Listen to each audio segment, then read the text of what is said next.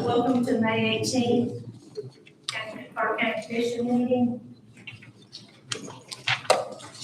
Call the order.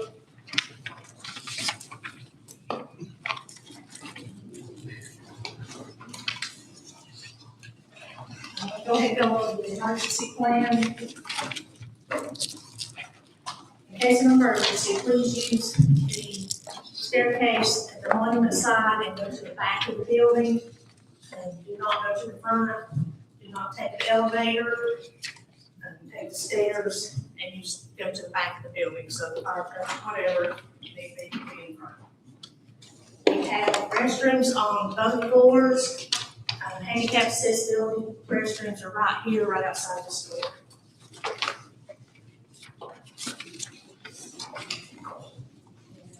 Just a second to call the vote.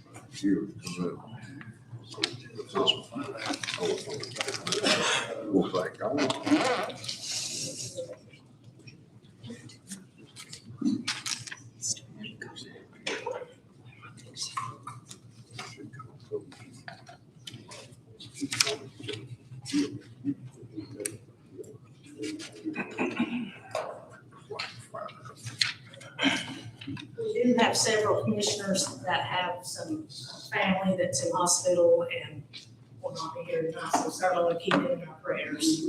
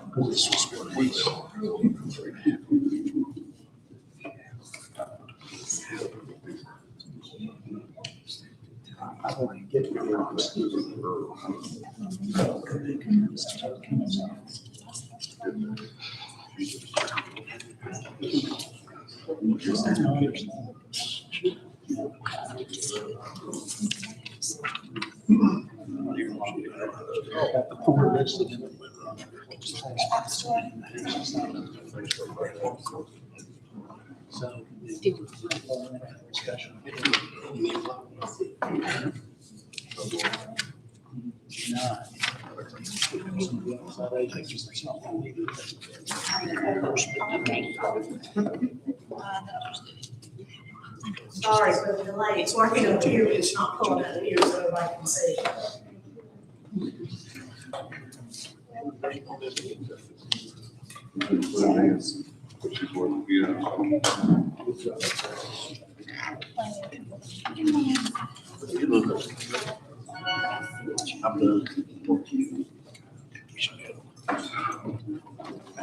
I'm done.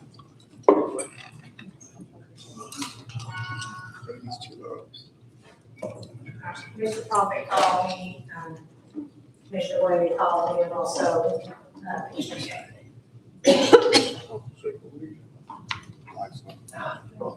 There's a Couple of changes on the agenda. If you look on the first page, we'll move 17.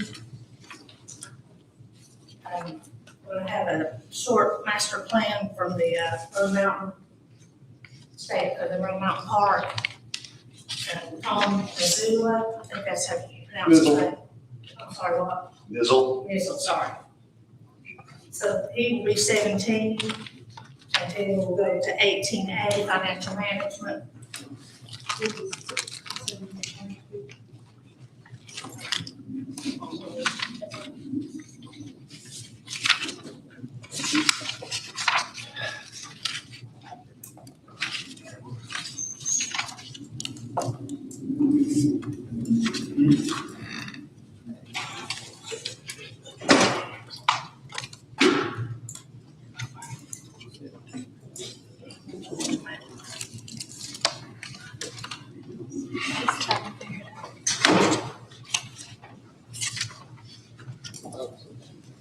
I think that's all changes to the. We have a motion to approve the agenda. So moved. Mr. Paulson made the motion to approve the agenda. Mr. Kemp said it. Is there any other discussion?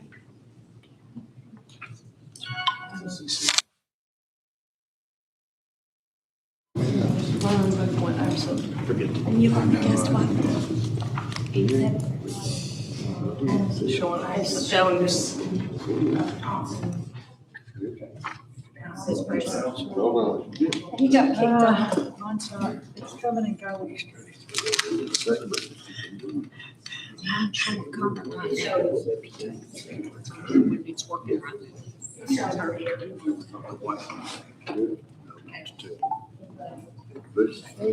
All right, let's vote.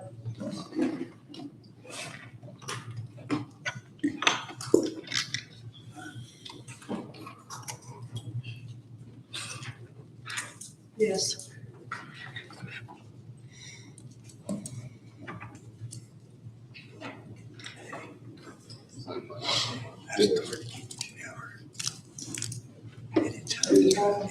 Yes, and it says I voted. All right, thank you, motion passed. Okay, we'll have opening prayer with Commissioner Range and pledge.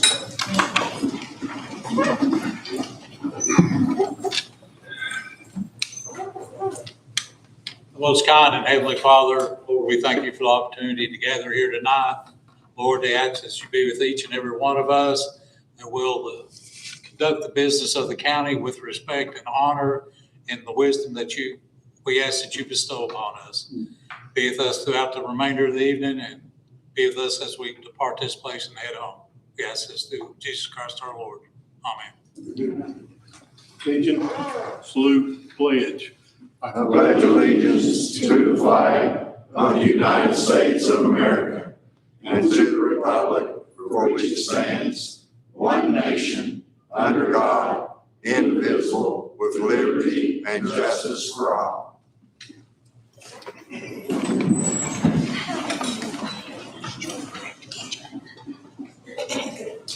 like to recognize the elected officials and appointed guests. You'll stand, please. Okay,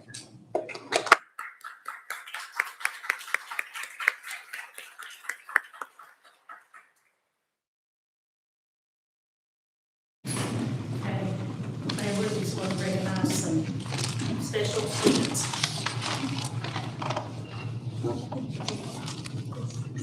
We've done this every year now. This is our 4th year of recognizing some really special kids in our community, or should I say young adults, from our middle college program. So this will be the 4th graduating class of the Carter County Middle College program. This year we had 27 students graduate with their associate's degree.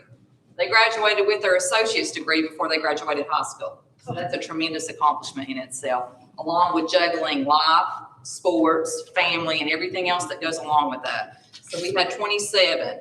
Since the program began, we've had a total of 110 students who've earned an associate's degree in Carter County Middle College. It's a phenomenal program. 77% of the students who began this year's program completed it, and that's compared to the national average of a 2-year community college graduation rate of only 13%. We had 77% complete that out of the ones enrolled. It's pretty cool. Carter County Schools became the first school system in East Tennessee to launch the middle college program in 2021. The program is currently 4th largest in the college program in the state of Tennessee, and the enrollment for the next semester is expected to grow to 90 students next year. We are the only system that does not cost these students and parents a dime to do this program. We're the only system. Everything is fully funded for these kids to complete this degree. So 8 school systems in the region have since adopted their own middle college program. Johnson County just adopted theirs, and I think they had about 14 come through, which is tremendous for the smaller rural counties to be able to have kids coming out on these programs. We're still the only program that's offered this free to all the students. In spring of 2027, the Carter County Higher Education Building will become the new home to the Carter County Middle College program. So we want to recognize these young adults for their accomplishments and hard work, and we always do that by doing a plaque or some type of recognition. So I'll start by calling your name up. If you'll just come up and accept the plaque and get you out of here. So Blake Duggar.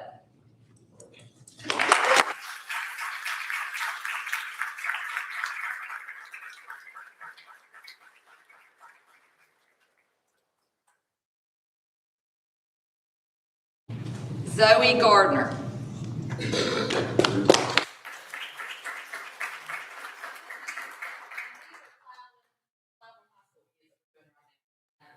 School, Isabella Houston. Some of them are not here. Cloudland High School, Caleb Ledford.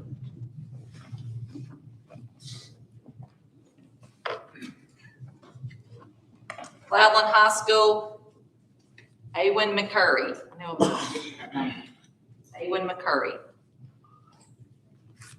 Cloudland High School, Savannah McCurry. I think they're two sisters. Cloudland High School, Mary Presswood. Cloudland High School had a yes, that's what it was. Drew said they were all in a softball tournament. Cloudland High School, Clarissa Wilson. I think she's on the softball team too. Okay, next is Hampton High School, Lillian Andrews.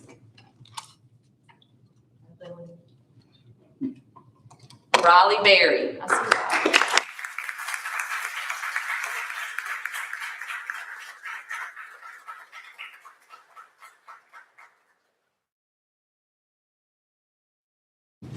Hampton High School, Olivia Birchfield. Hampton High School, Samantha Dickerson.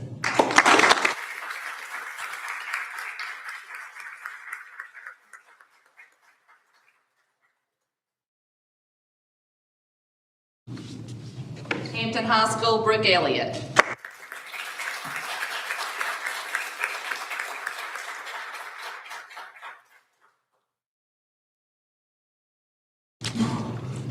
Hampton High School, Madison Lane. Hampton High School, Malia Scout.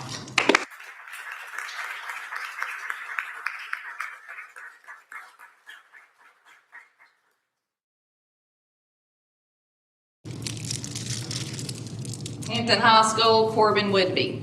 This one's a little quick.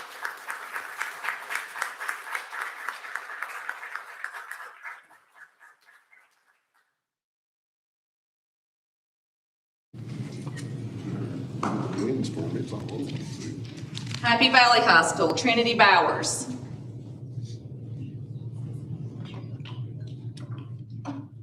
Happy Valley High School, Jalen Fletcher.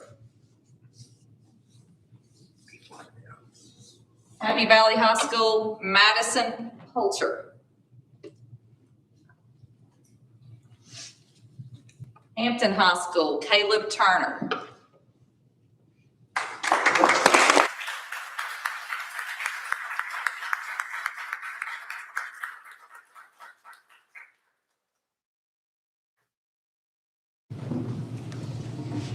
Hampton High School, Dorian Young.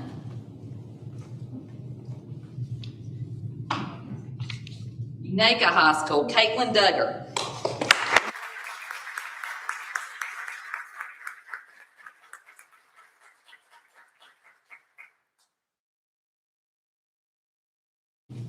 Unaka High School, Christopher Johnson.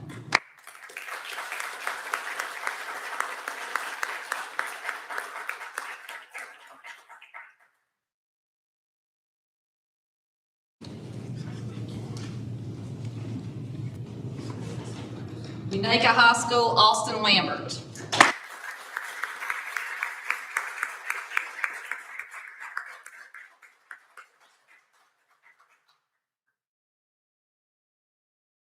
High School, Mackenzie McCall. Happy Valley High School, Daniel Appleby. All right, that gets all 27 of them. If everyone could stand up and give them a round of applause.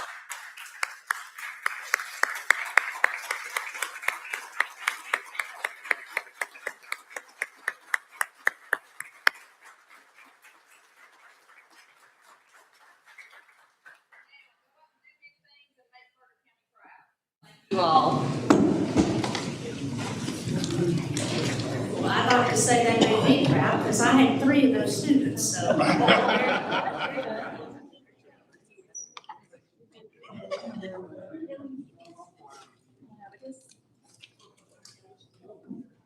If you've had time to look over the minutes from the April 20th meeting, changes that need to be made.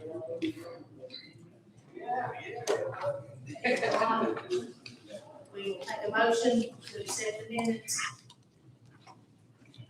Motion by Commissioner Wynn and second by Commissioner Brown. Is there any discussion? Okay, let's vote.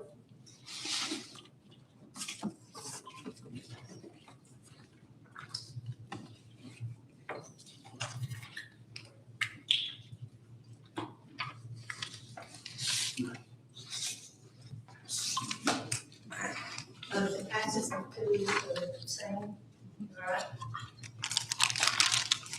Approval of others and bonds. Summer Westman, Susan Marquette, James Johnson, George Esmond, Jerry McKinney, Sharon South, Susie Rutledge, Tom Memphis, Brian R. Goodsell, Gerald Edward Harden, Patricia A. Gentry, Lucy K. Wash, and Jason Woods. Motion by Commissioner Brown, second by Commissioner Frazier. Is there any discussion? Okay, let's vote.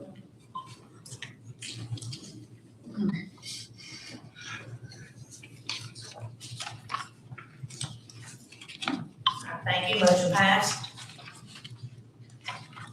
Okay, the county tax roll addition and deletions.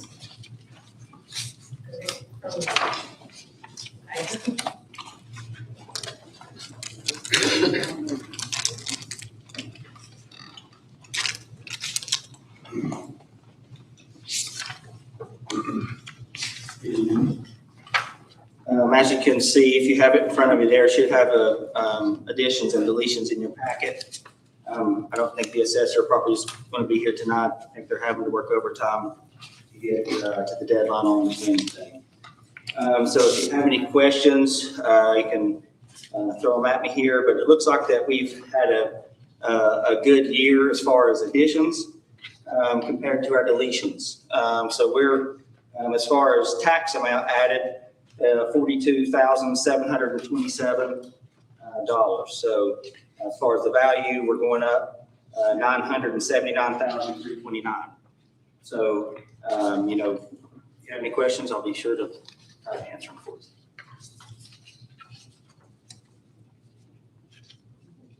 No questions? Okay, do we need to accept that or is that just? You need a vote to accept it. This is being presented. I think they normally accept it. So, yeah. So we have a motion to accept.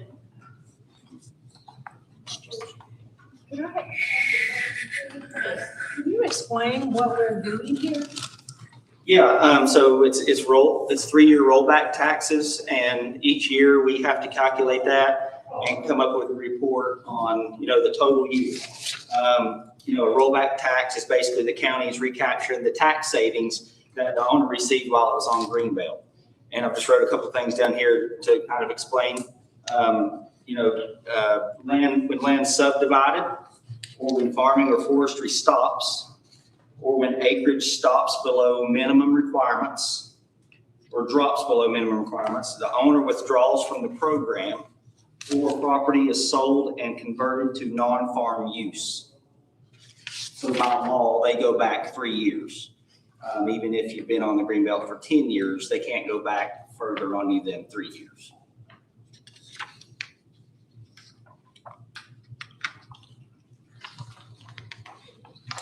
Any more questions? Okay, we have a motion by Mr. Smith and a second by Mr. Nguyen. Anyone else have a question? Okay, let's vote.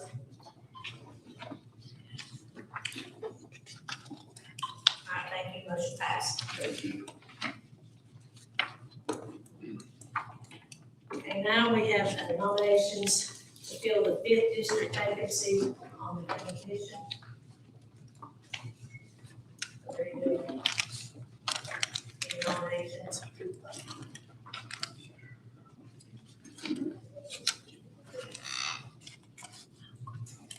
So, no nominations for the 5th district vacancy.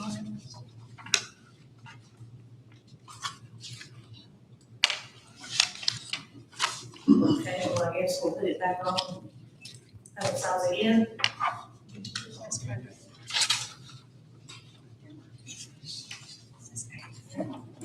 Is there, number 13, the 8th district vacancy for county commission's position. Are there any nominations?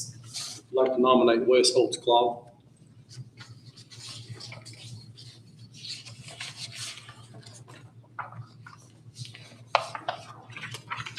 Is there any other nominations?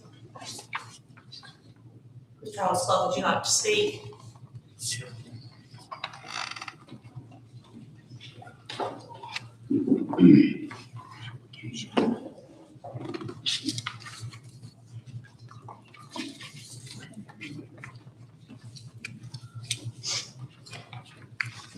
Short, quick, it would be the honor of my life to be able to serve Carter County. Carter County's done so much for me growing up. I grew up in Rone Mountain, went to Cloudland High School. I worked with Elizabeth and Star for a number of years, serving our community as a sports journalist.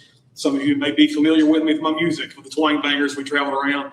I moved away. I lived in Chicago for 5 years, and being away in my current line of office, I worked with the FEMA Foundation nationally as a fundraiser.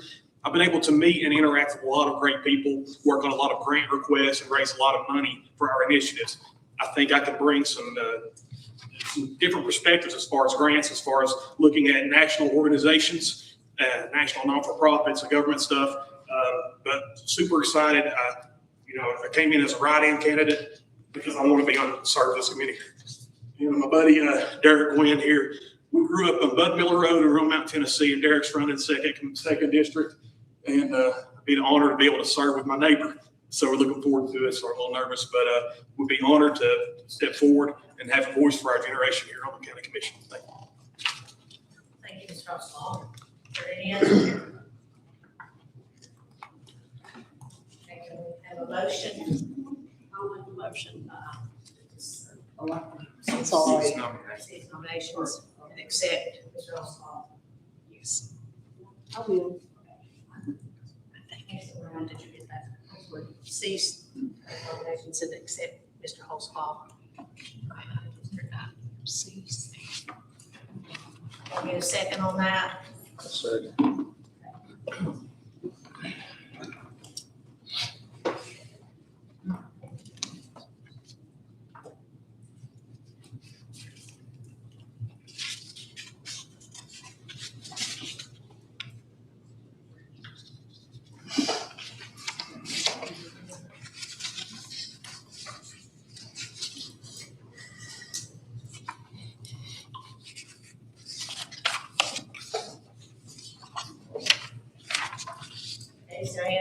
discussion?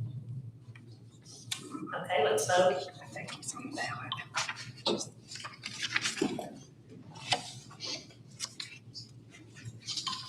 And thank you, congratulations, Mr. Oswald. You would like to come up now, or?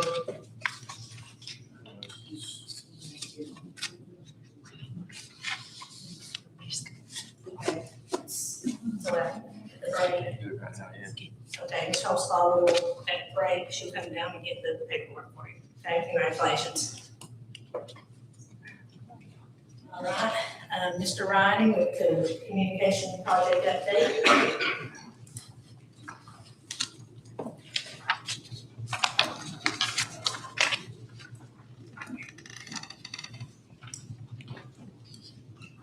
Evening. Where we're at on the project right now is a lot of motion is in the background. There's a lot of stuff happening in the background that you're not seeing right now. The portable radios and all the mobile radios, we're starting to work on programming for that. We're putting that together. We've got all the, Acken has assigned us our top groups for the county. So we've got all those assigned on the system. They're adding that to the current system that's around us right now. They're doing updates to several of the other sites around us right now. The White Rock site, we've got U.S. Forest Service. There was a slight delay in getting that approved. It wasn't that it was an approval. There was communication, and it ended up being, it actually went to a different entity. It went to 911 as the contract holder. Oops, sorry, that's not them. It's Carter County. So we had to change that. That set us back a couple of weeks to get that through. One of them was out on training, so we couldn't get it right away. So that has been put through, and now we're at a point to where we're ready to move forward with that agreement with the lease and the permit to get all the work done up there. And with that, there's a long-term lease on the site. It's a $0. We don't have to pay rent on the site. We're a government entity, so they're moving on to our site. We're paying for the site as far as, electricity, that type of thing. So they're not going to charge us any rent. So there's a $0 lease, and I believe later tonight the resolution requested to put that in as part of the lease because it goes to 2054. So we're hoping to get that through, and then once we get that through, we get that signed on both ends, and then we get that road work started and get done. I've been in contact with Matt Harper, who was accepted as our contractor to do that work, and he's already ready to go. He's actually sitting on the edge of his seat waiting to move forward right now, and he's pretty confident that he's going to be able to get this done before the end of June. Motorola is planning to be on the site, and he's building the site up in July and have that up probably before the end of July, maybe the first part of August. We'll have the site up and running, and once that's up and running, then all the system will start going in and start doing testing, moving forward from there. Is there any questions? No questions? Okay, thank you, Ms. Ryan. Thank you. All right, financial director's report. Moving along here. That was quick. I wouldn't Yeah, I even do. write my notes yet. I wasn't expecting it this quick either. Okay, as usual, your statements are in your packet. If you have any questions about those, just let me know. We are in the process of starting the year-end close, so you will see lots of budget amendments starting to come through. That's just how that works for us every year. We are working through the budget process as well. We do have two more meetings this month, this Thursday and next Thursday. If anybody's curious as to where we are in that process, feel free to attend those meetings. A couple of updates on the FEMA reimbursement process. Amendment 2 with FEMA has been approved. So we will start that reimbursement process probably toward the end of this week. At this point, we will be requesting as our next request close to $3 million. And this is for reimbursement for work that's already been completed. We had a meeting with them today and they're ready to go. The TEMA has changed some of our rules on us. So there's a little bit of complication in that. That's been part of the holdup on this, but I think we'll be able to work through those without any problem because what we are requesting is actual dollars back, not estimates. So that kind of streamlines that process for us a little bit. We will be holding off on the next amendment just a little bit to maximize. We've got 3 projects that we are requesting updates with FEMA to increase those amounts. So we don't want to put the next amendment to until we get to the point where those have been approved, because those are large dollar amounts. Some of those monies we've already expended, and I want to be able to pull those actual dollar amounts back in.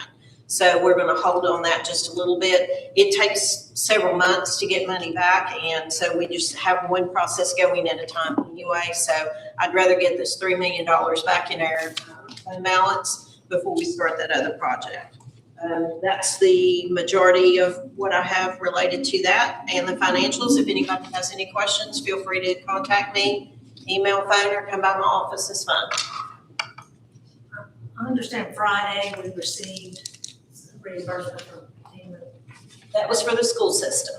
Well, it's still us, so. Yes, but it is still money, but it affects their fund balance. And I think Amanda's already left, but it's my understanding they've already got plans for that money as they're circling through. I think it was $1.5 million. Yes, that is correct. Yeah, and I did verify that and it did come in. So Chad Lewis did as well. He let me know about it. We've been waiting on that one for quite some time. That's what I thought. So I just want to make sure that.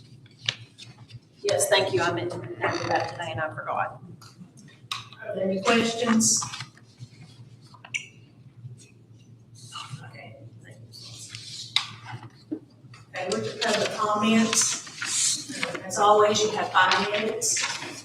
Please state your name, and the district that you're from, and we'll set the timer. So is there anybody that would like to speak?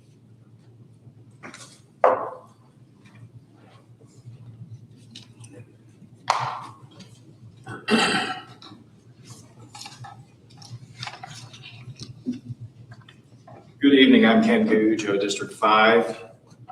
I'm the former chairman of the Carter County Parks and Recreation Board, and before that, I was one of Elizabeth's representatives, the Tweetsy Trail Task Force, which oversaw the building of the Tweetsy Trail in Johnson City. Tonight, you'll be considering approval of the master plan for the extension of the trail. I'm here to speak in support of it, but not because I think it's a perfect plan, because I think it's a good start. As a matter of fact, I think it has serious issues. But there were serious issues with the master plan for the original part of the trail too, including, but not limited to, the cost estimates that we were given. If memory serves, the consultants told us that it would cost about $6 million to build. But in the end, the bill was closer to $1.5 million. Now, I don't want to suggest that the final cost of the extension will be a quarter of the $22 million estimate, largely because there are several serious but manageable engineering challenges. If we follow the good example of that first effort, though, we can and will do it much better. We'll do it by making use of the good parts of the plan and not using those that don't make sense to us, given the rural rather than urban nature of the trail and the talent and resources we have available right here in Carter County. Speaking of which, we already have a significant portion of the funds needed, and numerous grants are available to help pay for it. In other words, just as was done with the original trail, we don't do it the consultant's way, we do it our way. The proposed plan is a concept, not a contract, and what you're doing by approving it is really saying, we're going to get this trail built. It's worth noting that rail trails almost always face opposition when they're first proposed, but almost without exception, they prove to be very popular and lucrative once they're completed. Just look at the history of the Virginia Creeper Trail, where opponents actually burned down a trestle during construction, or even the original Tweetsy Trail. Both are now universally recognized as game changers for the good.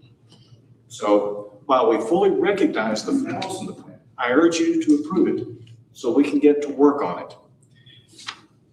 It's a great asset like rail trails all over the country.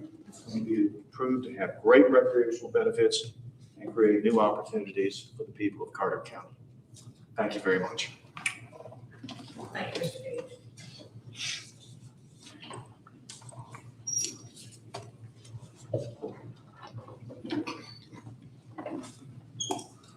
For the youth.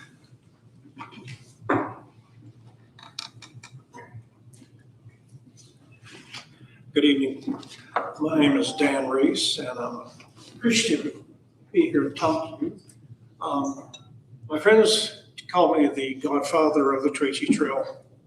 And although I'm not that old, I was one of the dreamers who looked at what we had in Johnson City and Elizabethton, and we got together. We decided that this was a project that was worthwhile. And we formed a work group, a task force, to push forward to the public, to the commission, and to the voters at large, this project, which has come to be a very successful recreational project.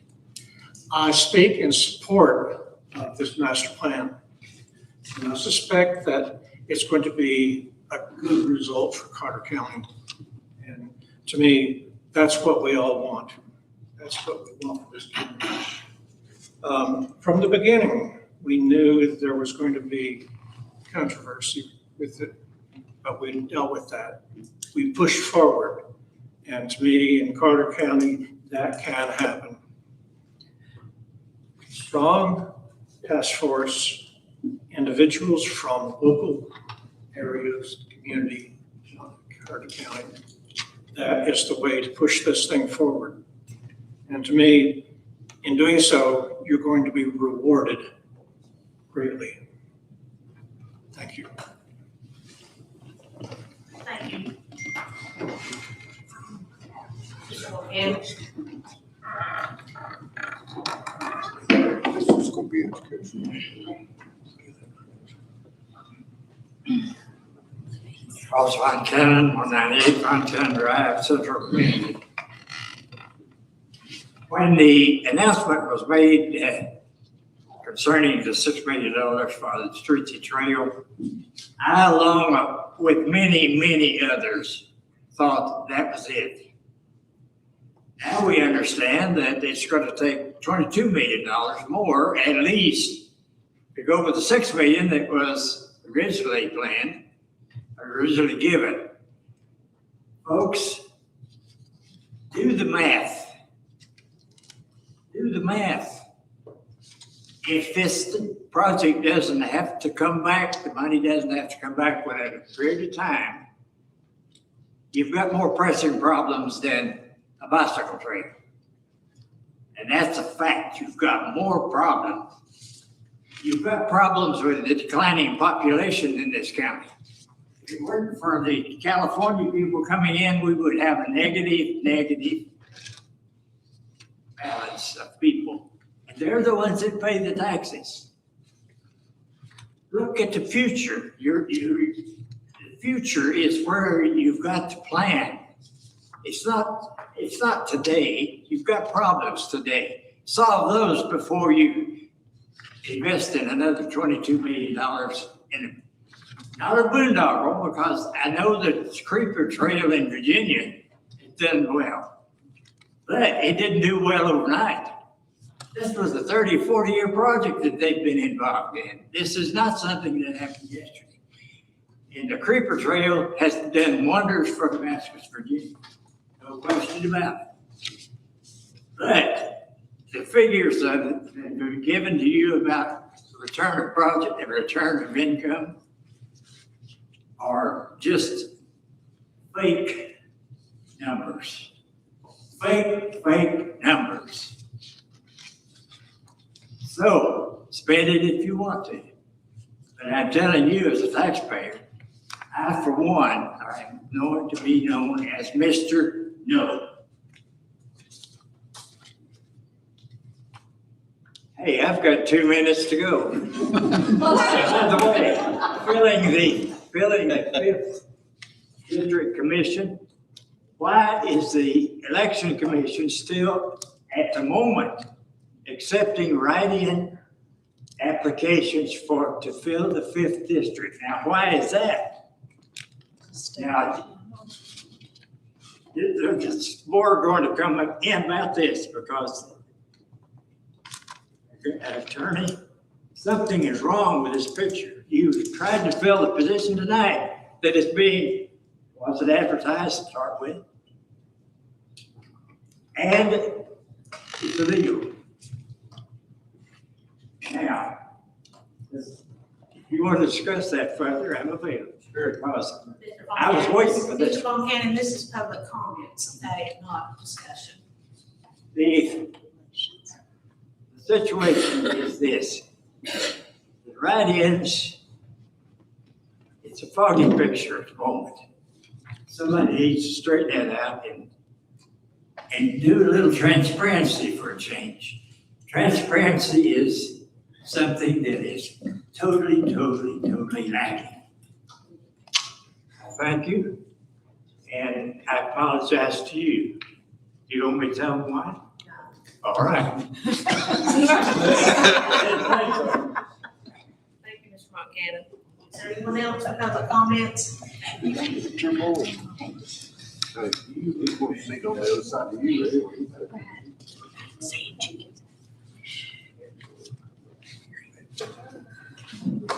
evening. My name is Abraham McIntyre. You can call me Mr. Yes. The executive director of Sorba Tri-Cities, and we serve about 18 different trail systems within an hour radius of the Tri-Cities airport. I'm also a hiker, a boater, trail user, a parent, and someone who believes deeply in the future of Carter County.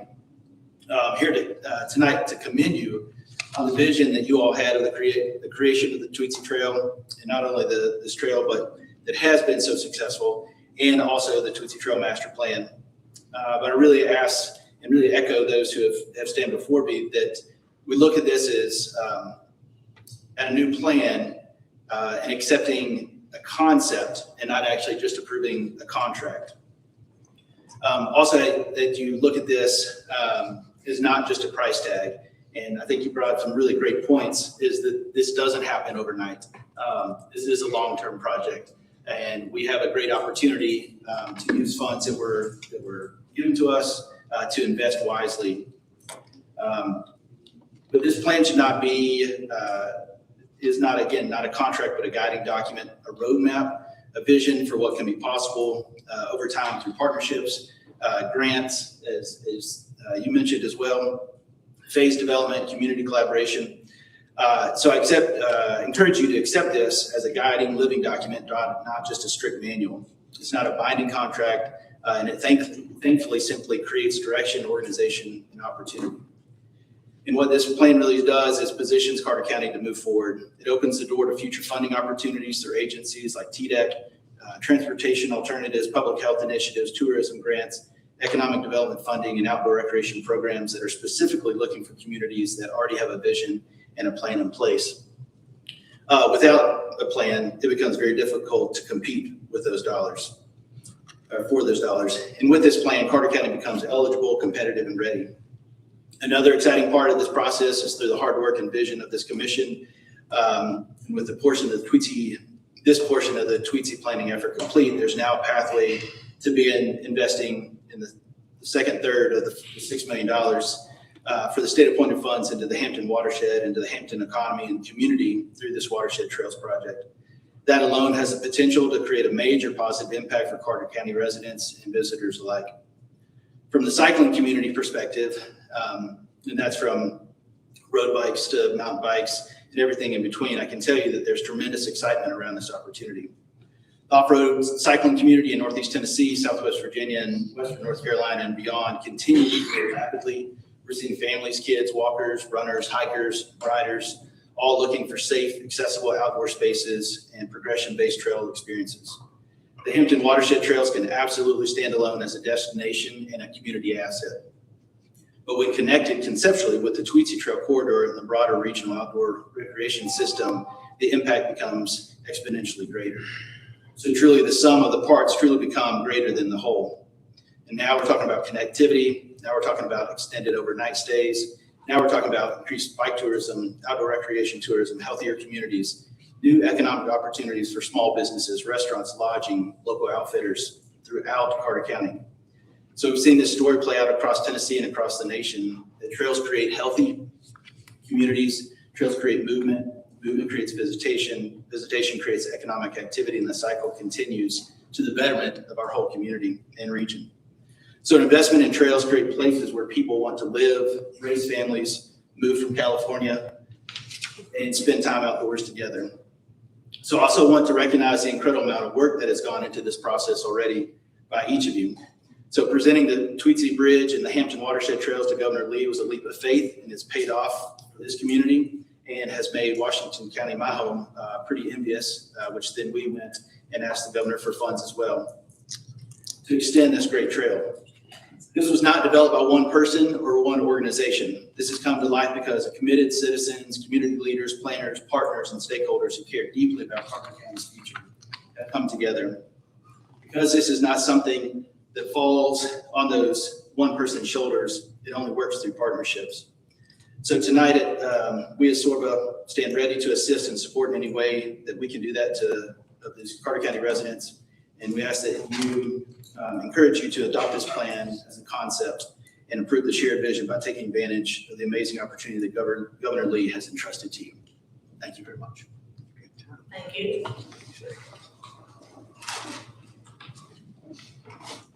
Is there anyone else?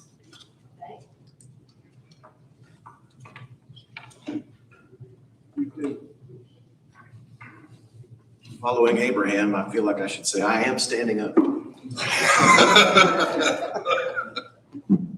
Madam Chair, Commissioners, Mayor Whitby, I appreciate the opportunity to come here and speak with you. My name is Tom Lamb, and I work for the state of Tennessee. I'm the Greenways and Trails Coordinator for the state in the Office of Outdoor Recreation that is under TDEC. And I just wanted to come because I saw this was on the agenda today, and I wanted to commend you all. There's a vision that capitalizes on Governor Lee's initiatives to support rural economies and support rural communities, as well as increase our conservation values across the state. And he has awarded $43 million over the course of his terms to just 5 projects across the state to see those things happen. Where he saw that vision align, he made those investments, and Carter County can be proud that they were one of those investments. So the money that was provided, you all had a vision, and this board adopted the ask and understood that this was going to help kind of get you across that first hurdle. There's always a barrier to get something, it's like a vision turned into something that's reality. And I also commend you to turn that vision into a strategic plan that you now have before you. And I just wanted to encourage you all to continue your vision and continue this next step, and to tell you that, like so many others have already told you, master plans, I've seen several master plans. It is my job to work with communities on projects like this. I've seen several master plans, and they all look relatively similar. But every community is different, and every project needs to be approached differently. And you all know better than the consultants what will work and what won't work in your own communities. So use it as a guideline, use it as a tool to help you begin a process. This is an elephant that you eat a bite at a time, and do not be overshadowed by the $1 figure that's on there.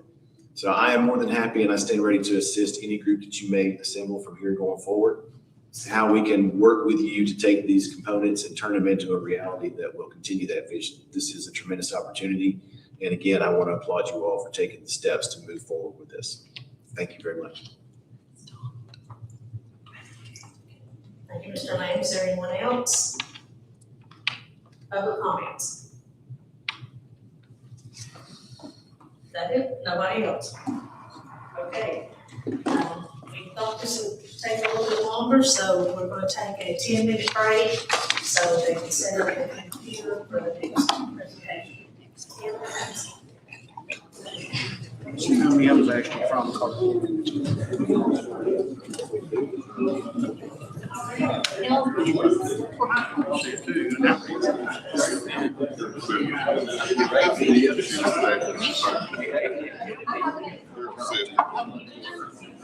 Their sister-in-law. We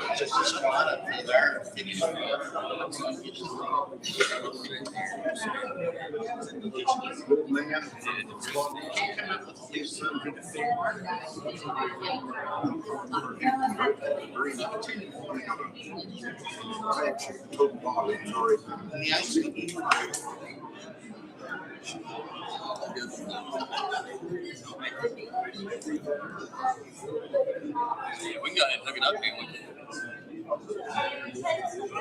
See, I don't even think it was close. Man, sent you a text. Second, that's what it does. Roger, talk to this one down. We're out. Speaking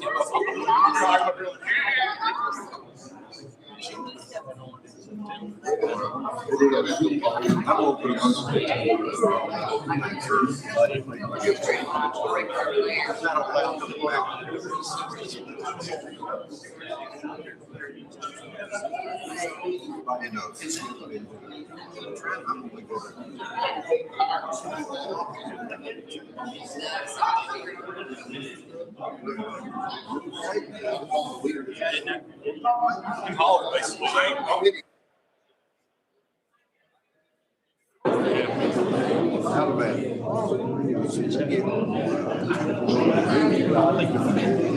The only one section.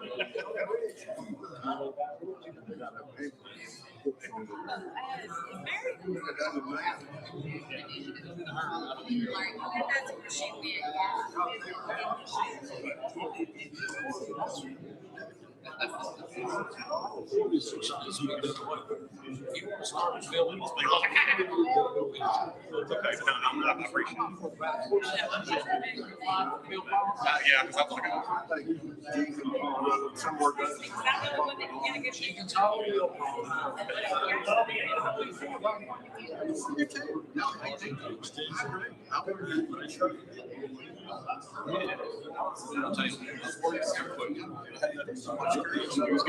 Get on there. I'll be right there. A lot of people in this room too.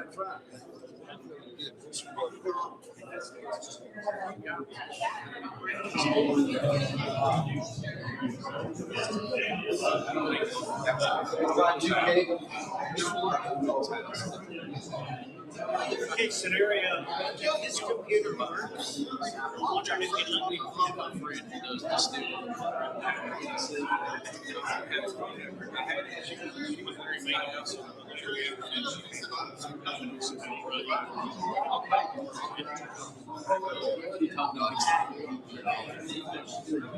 I certainly can add 6 pack.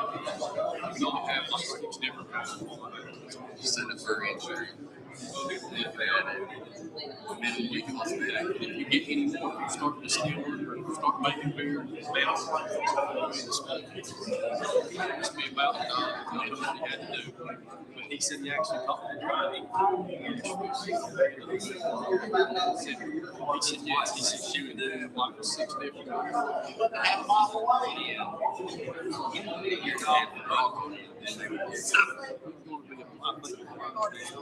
told him I said it to Sue. I know it's the property, but they said it had some of the other ones growing. Already has a lot kind of looking at something like that. Still, I mean, yeah, I could have been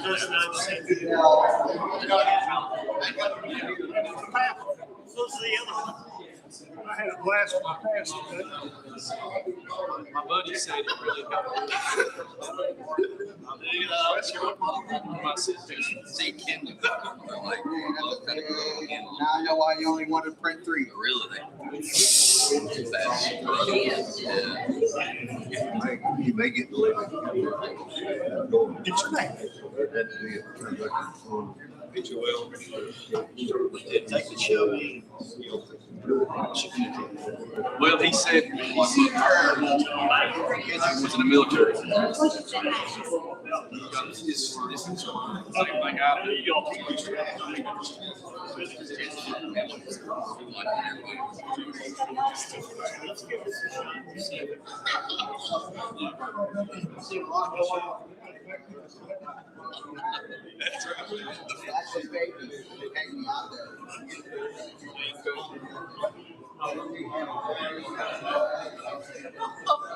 never thought.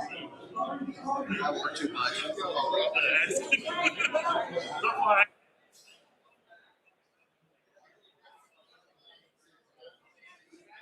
Okay.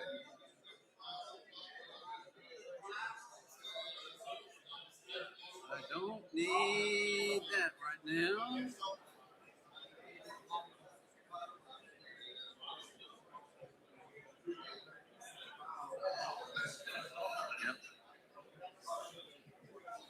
He opened up the youth spot. Ask him this, he's got his ducks, it's gonna be good. How you doing?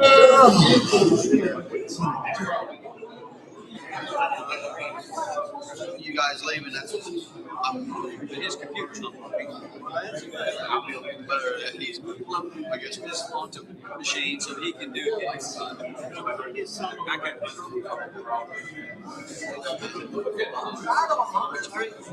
She was gonna say, yeah, he can, I think he wants to. She's still got get on the side of the road. Buddy of mine's got. He's got a Dell too. Man, what are you doing? I said, I don't know what. I've had this issue before. I had to run.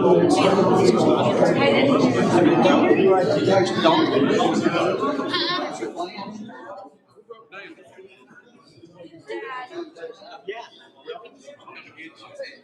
Made it about an hour. Two different projects. Okay. So this is a Rone Mountain Community Park.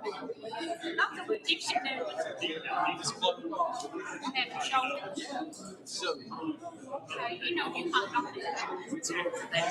There to pick them up. I'm gonna go home. And just, I think for like 24 hours, keep rocks in every single thing. There was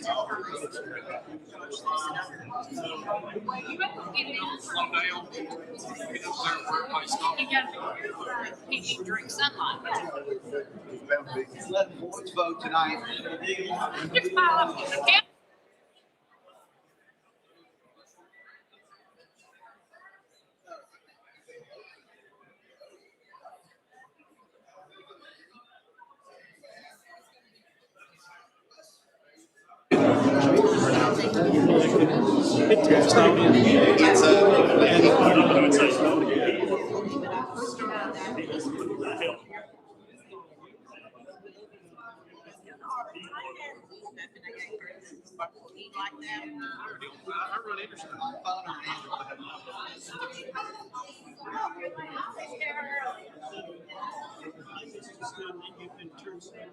Well, I mean, I've got so many messages.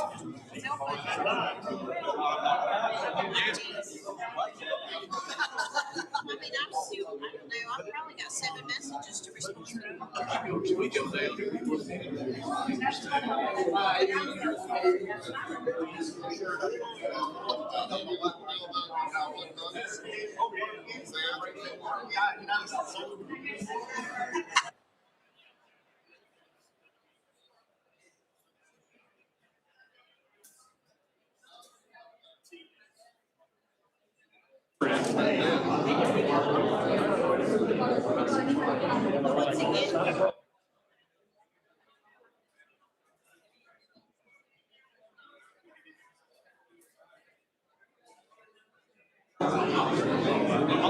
This first time I got a handhold again.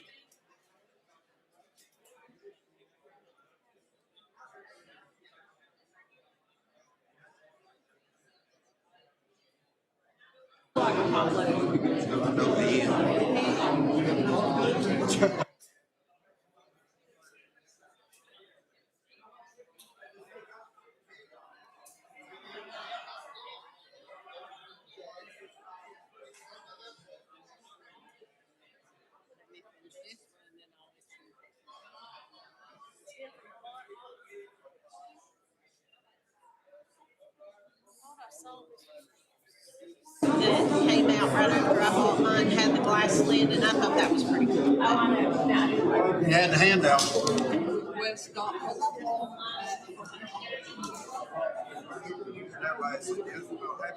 I should say mine are huge. I can watch these nice blankets in it.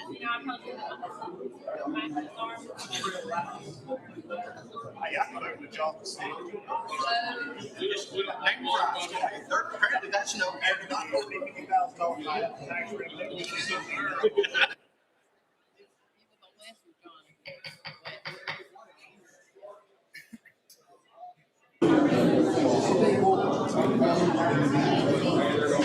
Took it from my kids and I ate it all, so I don't. Thank you again. we're gonna go ahead and swear Mr. Ross Paul in.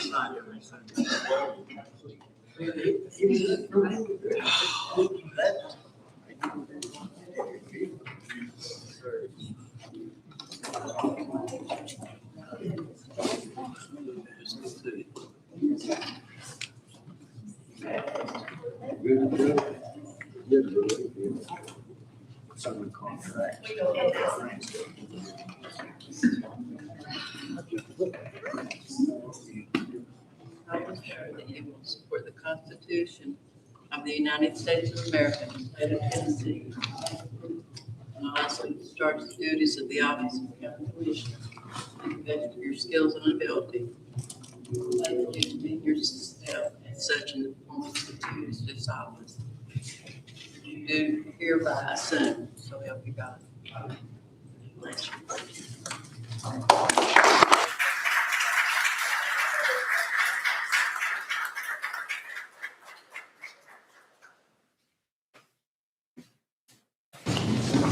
Congratulations, Mr. Ross.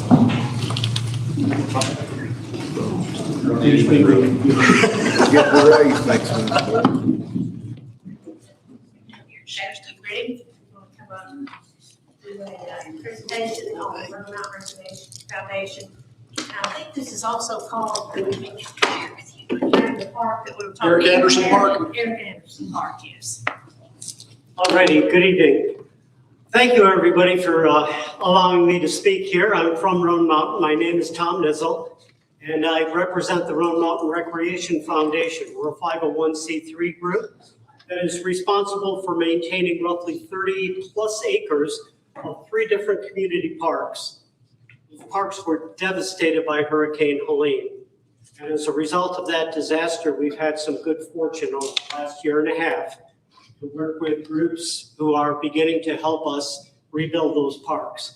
What I want to present with you tonight is our master plan.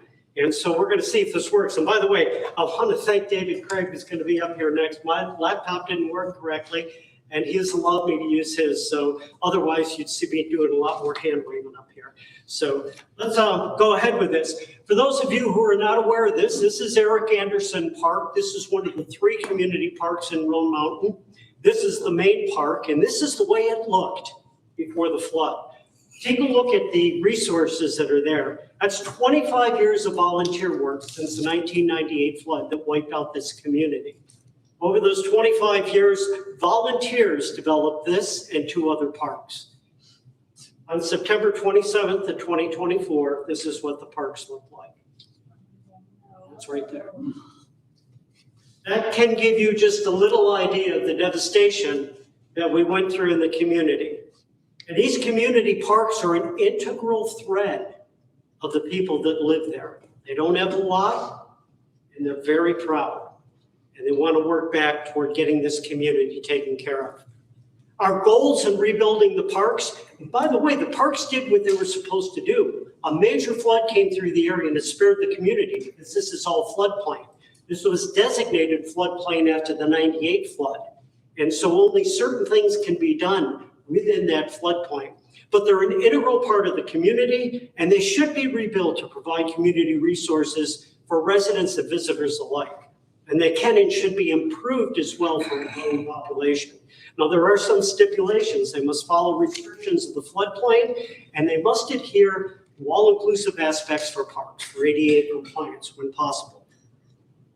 Back in October of 24, 1 month after the flood, we were approached by the National Park Service and the Rone Mountain Victory National Historic Trail, along with the Foothills Conservancy of North Carolina, regarding relief that was going to come from the federal government for Hurricane Helene.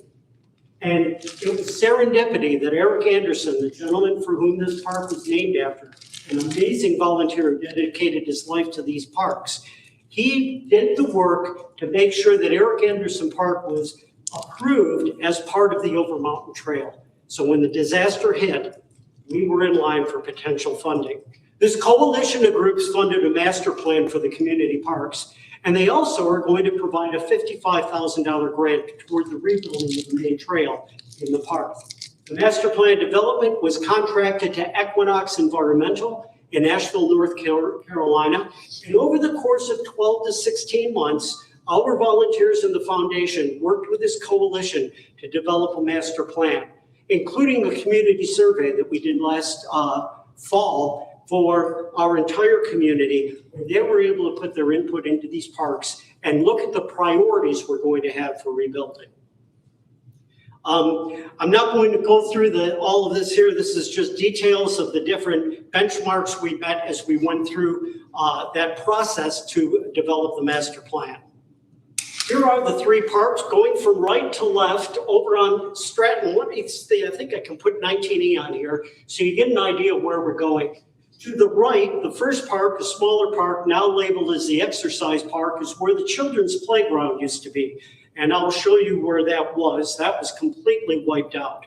The main park, Eric Anderson Park in the middle, is the park with all of the resources. That's a photograph that I just showed you. And then finally, farthest to the left is the disc golf course. That park was also completely destroyed, though because it was a golf course, there wasn't much in the way of resources there.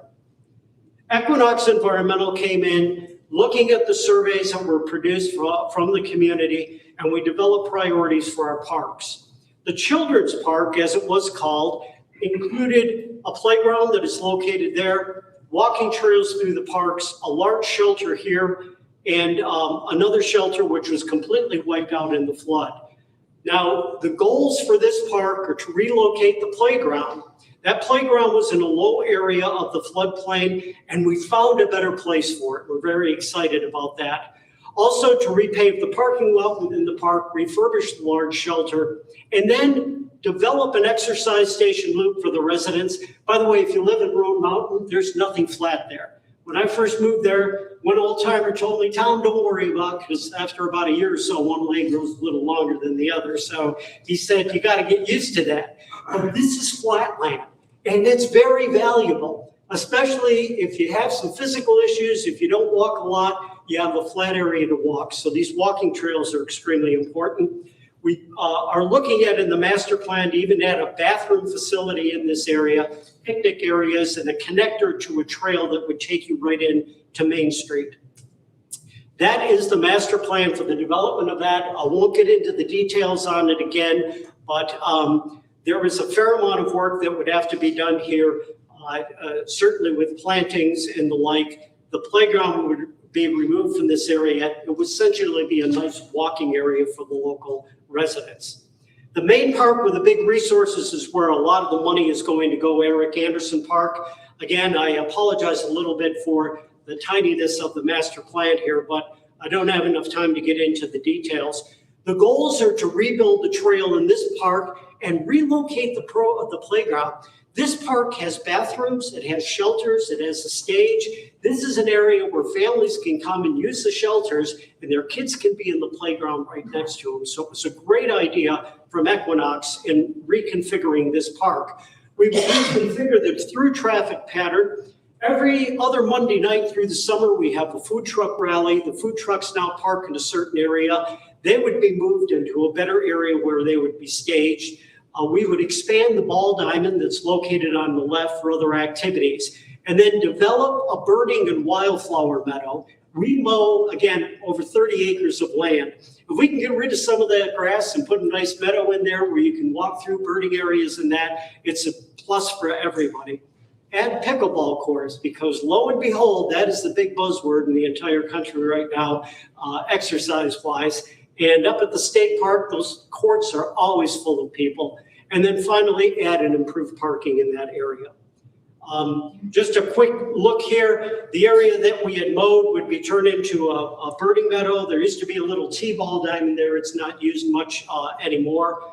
The playground area would be put right there next to the shelters and the stage that is located there. Food trucks park there now, but the food trucks would be relocated up along a road that would be blocked off behind the post office for events. Parking would be expanded. And we also would put expanded parking near the community garden, which had been a huge success in this park as well. And then over on the left-hand side of the park, area that is now pretty much fallow, there isn't much there other than some flower gardens, is where pickleball courts would be placed. Again, they're a little bit out of the floodplain. They're at a higher elevation, so they would meet permitting. And then the ball diamond would be readjusted to allow multi-use, like a soccer field that could be put in there when necessary. You'll see the view of that ball diamond itself. The ball diamond, the local high school has redone all of their ball diamonds. So a lot of the baseball, high school-wise and school-wise, would be taken back over to the school. And this would be a community ball diamond, not a tournament diamond for adult softball play. So there's a lot of room in outfields that we could use for other things like putting in temporary soccer fields for the kids. And then finally, over at the disc golf course, again, it was a Frisbee golf course. It was great for people to use, but it was completely devastated and wiped out by the flood. The goals of that would be to regrade, plant grass, develop fairways. The rough areas would turn into meadow as well, so we don't have as much to mow. And nature trails and river access for points to fish in this area. Now, there are challenges. Go back and just take a look at this in the last couple of minutes I have here. When North Carolina came in and offered all of this support for the national parks and the Rone Mountain Group and the Foothills Conservancy, they met with us in October. And over the course of 12 to 16 months and several meetings that we had, they developed their plan. And as a result of that master plan that I'm presenting here, it took only 18 months from the first moment they met us to develop a full master plan for our area. They handed it to us. That plan has now been handed off to McGill Engineering, who are the group that got the contract to actually reconstruct the 3 community parks. Then on the Tennessee side, so on the Tennessee side, it's taken a little bit longer. And we've gone through a lot of work trying to present information and trying to get funding, but there's been an awful lot of red tape associated with that. You take a look at the arrow that goes all the way off to the right there. I got notification last week from the First Tennessee Development District that with any luck, this application will be funded in the 3rd quarter of this year, and the first shovel will be in the ground by the summer of next year. That is very frustrating for our community. And I haven't broken that news to everybody yet. But last week, I pointed the schedule out in an email to all those involved with the funding from Tennessee. And I did include Senator Rusty Crowe's office. And Senator Crowe called me back 6 hours later, and he expressed his extreme disappointment and concern for the time it's going to take to get this project underway. And so we're hoping that he's going to be able to do something to help us move that project along so that we can get this money to start to rebuild these parks. So that is a quick update on the master plan. I want to tell you, when it's out of sight and out of mind and you're in Nashville, you don't think about things like this. But when you're in that Appalachian community of Rone Mountain and you have to drive by that devastation every single day for the last 2 years, boy, it works on you. And after losing the state park pool, this community needs something. They need it bad. So we're going to do everything we can as volunteers to get that done. Any questions? Okay, thank you very much for your time. I appreciate that. And thank you again for all your support. Thank you very much. Excuse us, we have to make here, so.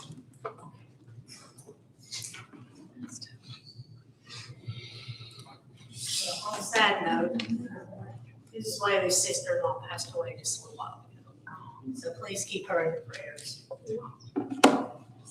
Her sister-in-law, that's why she's not here today.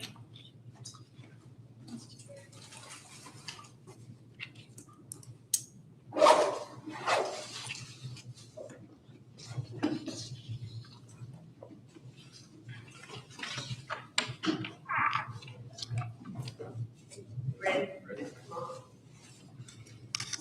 Okay. We're on 18, which is 18-1 now. This plan presentation.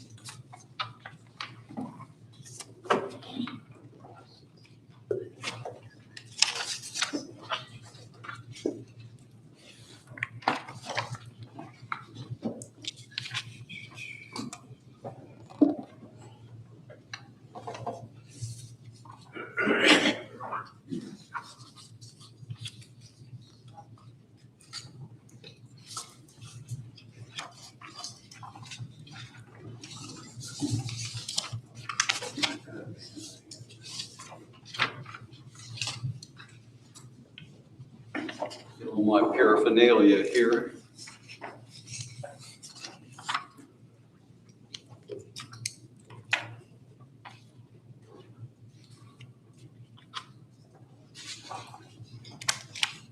Somewhere here, I've got my, there we go.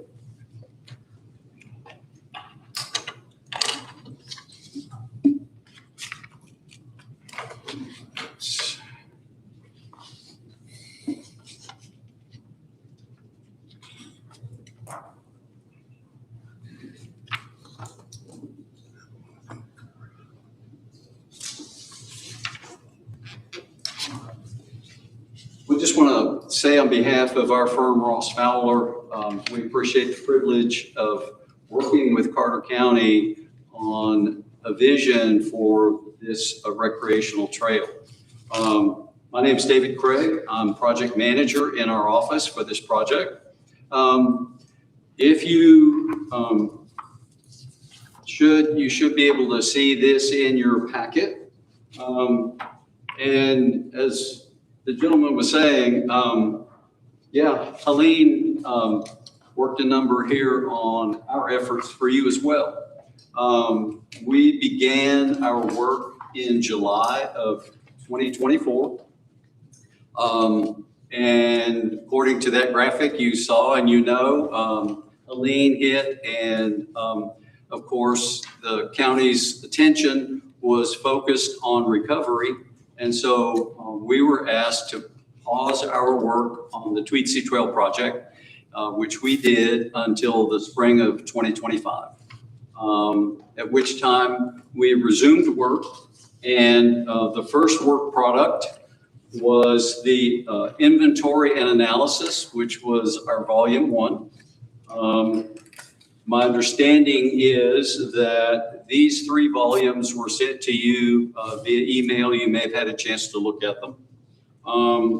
And then subsequent to presenting that volume 1 at the end of July of 25, we began work on the preliminary master plan.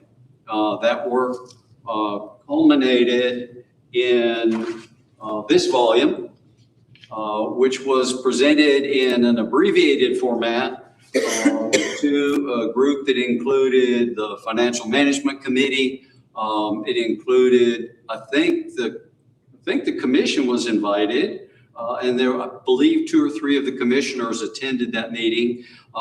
It was in the Pine Room, wasn't it? I think it was in the Pine Room. And then after that, we continued with our work until we were able to schedule the first public meeting in November of last year. Your packet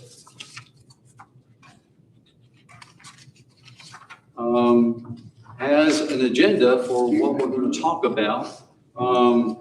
And we are going to start with the public input report. And you have a summary of that.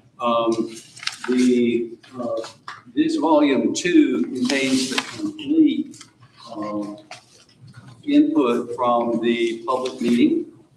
So let's talk about that.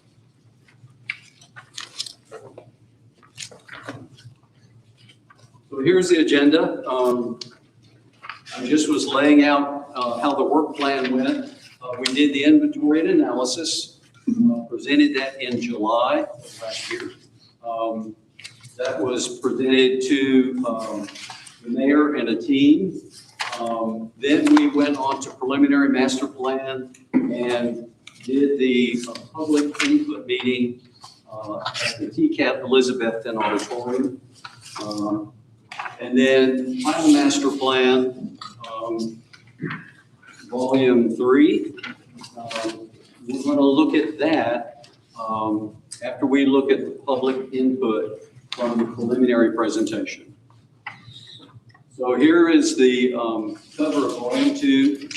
And we're going to talk about the input that we received from the public meeting. As I say, this was held in the TCAT Elizabethton Auditorium. There were over 100 people in attendance. And we asked the participants to rank their preferences for some of the alternatives. There are two, in some portions of the trail, there are 2 alternatives that we presented for public input. Those were in coming off of the highway before you cross the Doe River Bridge on 19E, and then some trail options through Valley Forge. So these are the actual boards from the public meeting.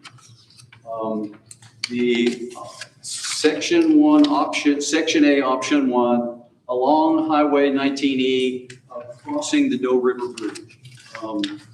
This was the public input. 19 said, let's use that route.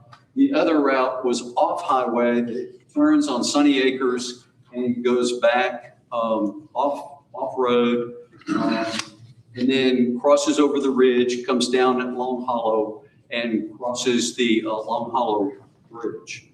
There were 34 people who said we prefer that route.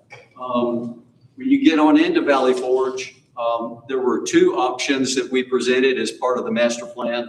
One was the railroad route, trying to follow the original route of the original Tweetsy Railroad. And you can see that there was quite a few people who were interested in that route.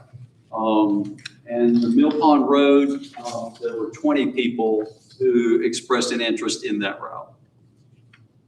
So this just shows, we tried to summarize what some of the input was. And you can see this is in your packet. And you can look at that in some detail. The couple of interesting things about this is that we did have, let me get it here, there was an interest in a pedestrian bridge over Highway 19E in Hampton. Interesting, interesting thought. Safety obviously was a big concern for a lot of folks. And there were, a lot of folks that were interested in us being able to utilize the old railroad route. So we're just going to flip through here. This is in the appendix of volume 2. Interestingly enough, this is the handout that we used at the public meeting. And it goes into a little bit of detail about master planning. As some of the other speakers have talked about, master planning is just that. It is looking at the opportunities that the community has and trying to think into the future about how you might utilize your opportunities. We had the opportunity as a firm to be fortunate enough to be selected for the first phase of the Tennessee River Park in Chattanooga in the late 1980s. Since that time, the city and county, Hamilton County, city of Chattanooga, have had a core of leaders who adopted the vision, and then those same people continued to carry the vision. So there were champions in Chattanooga and Hamilton County that carried it forward. The consensus in Chattanooga is that the Tennessee River Park was a quality of life development that attracted multiple businesses and recreation opportunities. So what's built today started in the 1980s. We have been fortunate as a firm to work on several segments. Multiple segments have been designed by other design firms, but it has taken them decades to build out what is there today. But as I say, City of Chattanooga, Hamilton County consider that to be a quality of life development that has helped them to attract businesses and industry into their area. So interestingly enough, this is the inside of the handout. And we got a lot of public comment on this. We got letters from the Tweetsy Railroad over in North Carolina saying, you have picked up some copyright images that we have copyright to.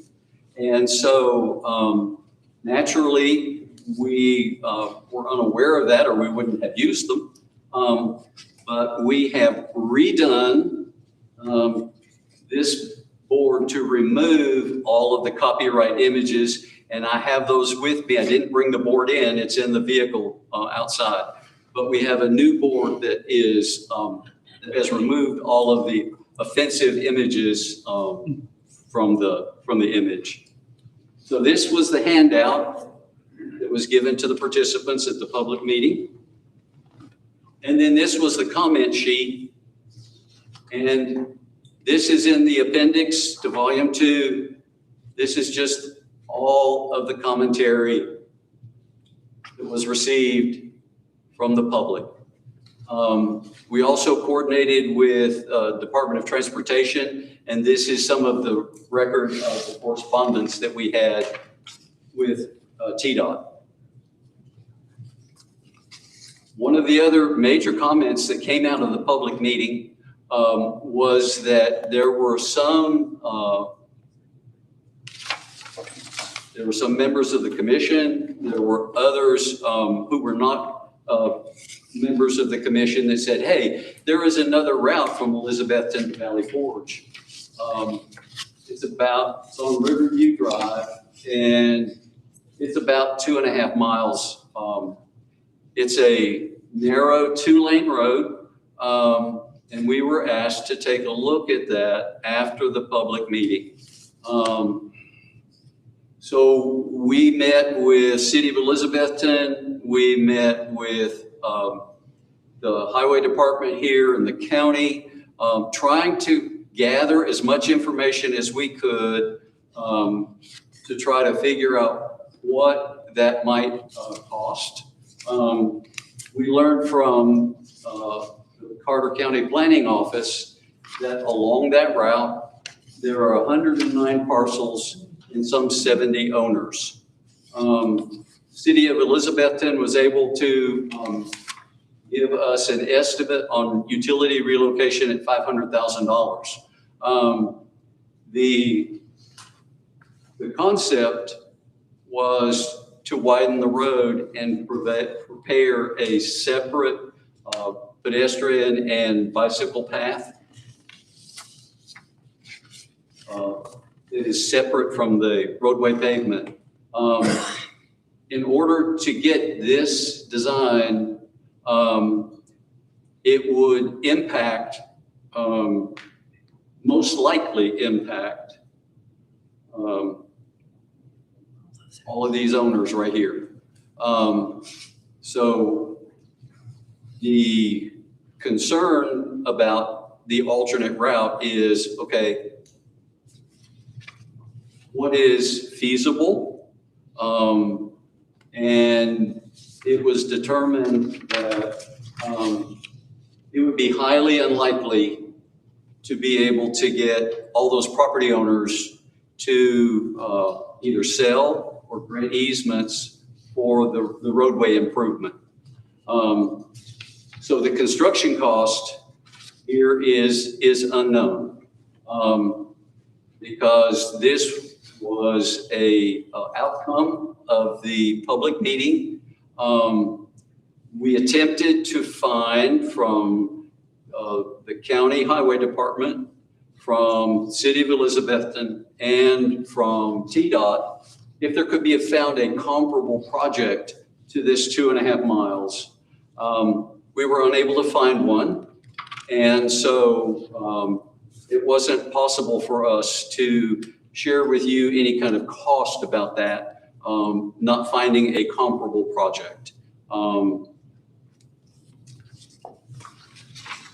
So this was the summary of the input from the public meeting at the end of the preliminary master plan phase.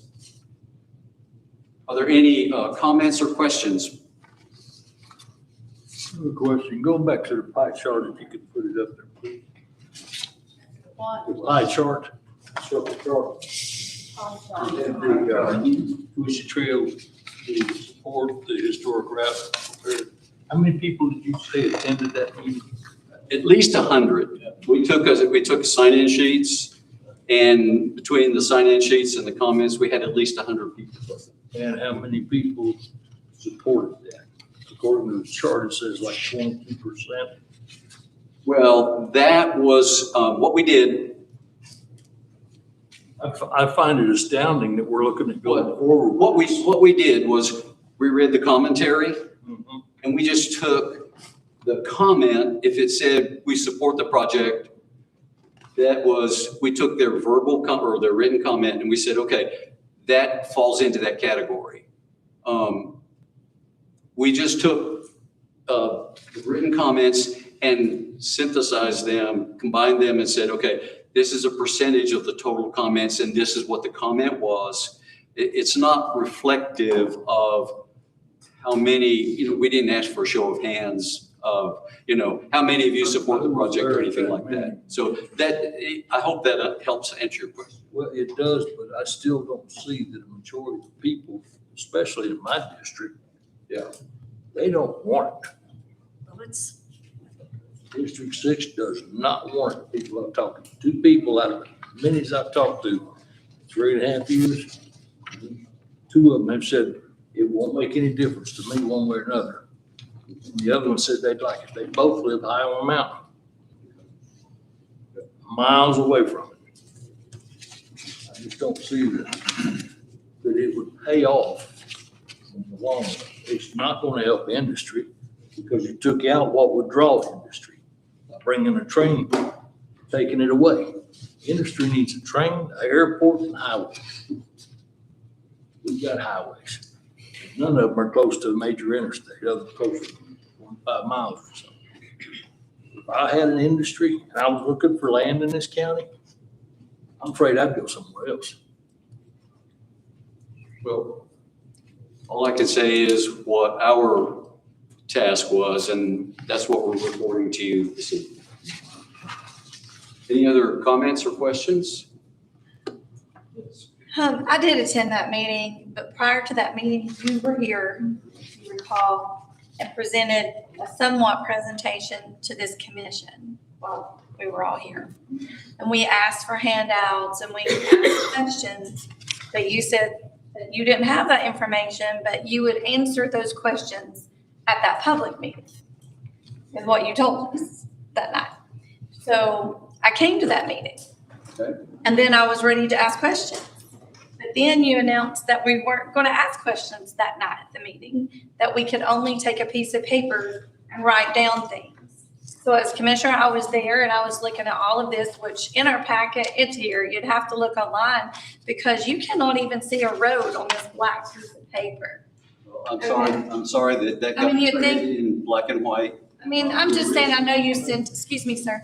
I know that you send emails The out, original was in color, so. but I would think as much as we paid or you're asking for us to vote, that we have the respect enough to receive a colored copy of what we have, and that we shouldn't have to go and even try at a public meeting just to ask questions. And then now you're sitting here with a few things. I know that night it wasn't a show of hands, and it's hard to say that there was that many people for it. And I know each of us have had pros and cons from people in the community. But I just have to say that I find it, my biggest questions that night that I wanted to ask, and I was trying to find people to talk to, is the concern of two things, and that's the safety along the roads, because you've got traffic going 70 miles an hour or more, because it might be posted, but it doesn't always do with 18-wheelers.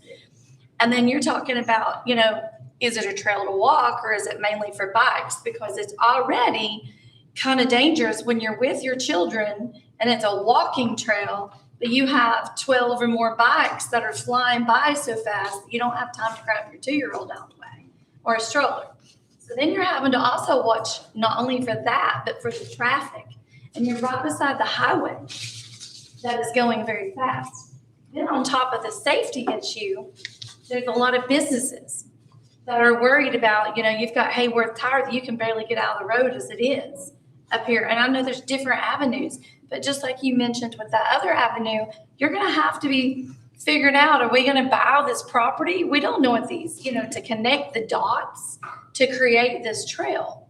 So to me, that is my biggest concern. Number one is safety. Because if we do this, then we as a county are responsible for the safety of children and people on this trail. The other part is, then it's the business owners too. There are tax dollars. They're the ones that this comes from, and they're very unhappy. And then the landowners and their homes. I personally would not want the Tweetsy Trail walking through my front yard, because I don't want strangers walking on my street or walking through a trail, because I run a nonprofit and I know what's coming through on this trail right now. So I know there might be good, but when it brings a possibility of something not safe to my home and to my child, then I have to, to look out for that. So I could see why landowners might not want to do that. So that night when I was there asking different avenues, I was again told, just write it down in a question and we'll get back. And you were there too. I know others were. We went from a commission being told that, not answering their questions, to going to a public meeting and being told that. And then we're here and you're telling me about some questions that some people gave that night, when the people that are voting on that are the people that was in that commission at your very first presentation before that meeting, that you should have answered our questions. And that has really, and then unless we go print it off ourselves, we can't even afford a color copy for each of us to have. You understand my frustration? Sure I do. Okay, so I just wanted you to understand why, the reasons, of course, why I, feel the way I do about this project. But especially, I do believe that if it's this professional plan needed to better communicate with us as commissioners and be willing to answer the questions, not just for us, but because we get the calls from the people in the community about it.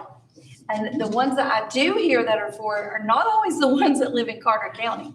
Even some that spoke tonight, I respect their comments, but they don't live in Carter County. So that's the part that we are here for. Carter County residents, and that means business owners, homeowners, and those that like to ride a bicycle too. But we have to look at the safety issues. And I'm just stating, and when I open this, they're like, oh, you'll get your packet out. And I'm like, you can't even find the road. It's just a black dot. So, that's just a little unprofessional to me tonight in this meeting, thinking we're about to make a vote. Commissioner Odom, he wasn't given the color copy. That's really on us. But we shouldn't have to print out so many. The company, I would think, could afford this many color copies We did get the digital copies to each of our emails that were color. on an email. We all have been issued computers, so you did have the opportunity to see it online. So Is there anybody can? to your question about that, all I can say is this is the original digital file printed in color. I can't speak to how it was distributed, okay? As far as your questions about safety, Let's finish the presentation. you know, there was a lot of concern about safety. We heard those comments. We also want to acknowledge that, and we ask everyone to acknowledge that there are a lot of constraints to develop this plan. And the response to that for safety, let's say along Highway 19E, involving TDOT in looking at what we have presented. They were also at the public meeting, and we got their commentary, and the information that was presented in the preliminary master plan was generally in line with their details for developing trails along highways. It would require refinement for sure when it goes forward in design. But they didn't have a great number of concerns if we had certain of the setbacks that we had in our details and that kind of thing. So I'm not saying, I'm not trying to take away from your concern about safety, but our communication with TDOT suggested that the plan was reasonable from their perspective and that it could be developed if the plan were adopted. So, but what we want to do, this is the first part of our agenda, is to present the recommendations of the final plan. With your permission, we'll try to get into that and move through it as quickly as we can in the interest of time. So let me, if I may, let me do that.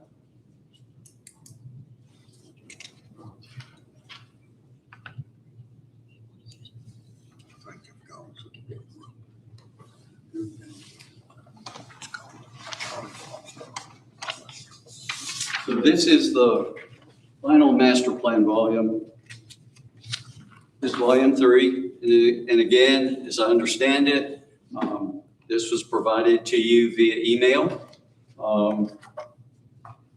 So what I'd like to try to do is move through this as quickly as possible. So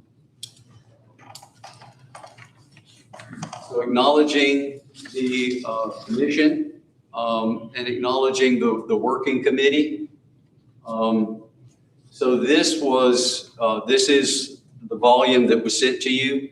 How the history of the Tweetsy Trail, what the project goals were or are, and the summary of how the project was developed. So we were under contract in the summer of '24. We were working, and then Helene hit. We were paused in our work until late spring of '25. And all of this is in the narrative. And then we have presented the inventory and analysis, which is volume 1. The preliminary master plan, which was presented in the public meeting.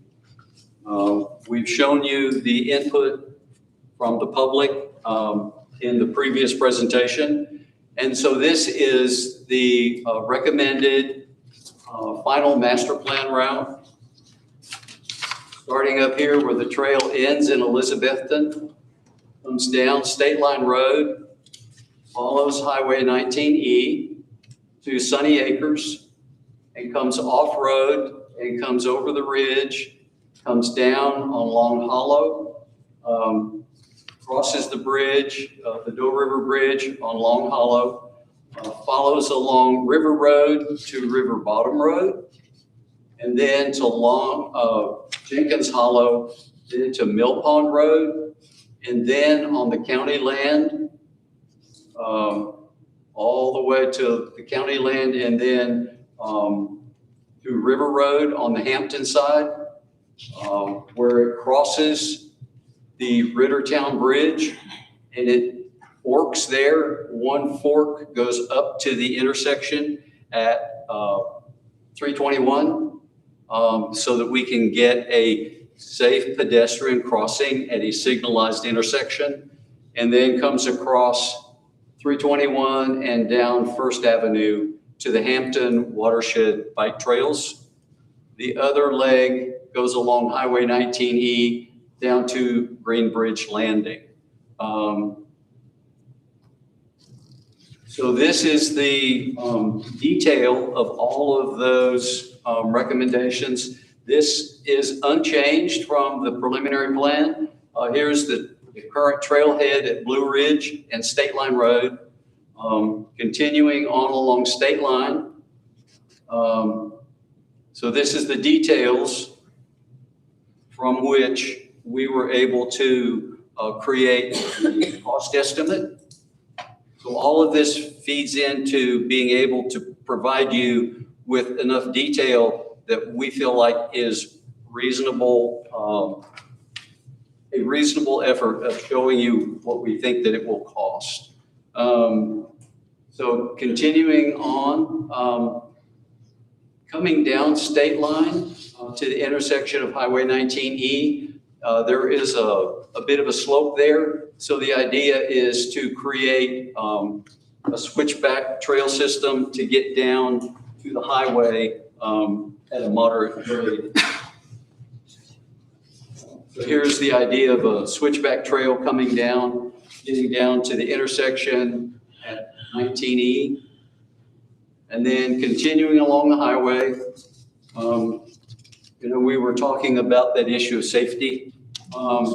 So TDOT has prescriptive requirements for road shoulder based on traffic speed, separation from pavement to pedestrian facilities. And so what I was saying was TDOT said these generally meet our requirements. So to your point about the businesses, anything we do is going to touch someone. There are constraints anywhere we turn. So the question is, what seems like a possible solution? And the solution along Highway 19E, there are multiple properties here that have 2 driveways. So in an attempt to minimize pedestrian and vehicle traffic, our recommendation included enclosing one of those driveways for any parcel that has 2 driveways, just as a means of safety and along the highway. So we continue along the highway, and then we come back Sunny Acres, come here, go over the ridge, come down on Long Hollow, follow along River Road and then River Bottom Road. And these are the sections in this area. You can see the recommendation is to not take any property. The recommendation is to put markings on the roadway to indicate it's a shared use surface between vehicles, bicycles, and pedestrians. It's low volume, low speed roadways as a way to get a trail system through this area. Hey, can I The alternative, of course, is, I'm yes. stop for for a second, because we've gone over this. I've seen it. You've seen it, yes. 3 or 4 times. I don't know that anyone else needs to go back over it again. So I'd like to move on to if there's any questions. I'm happy to do that. Sure. Right now is Happy to the do time that. to ask.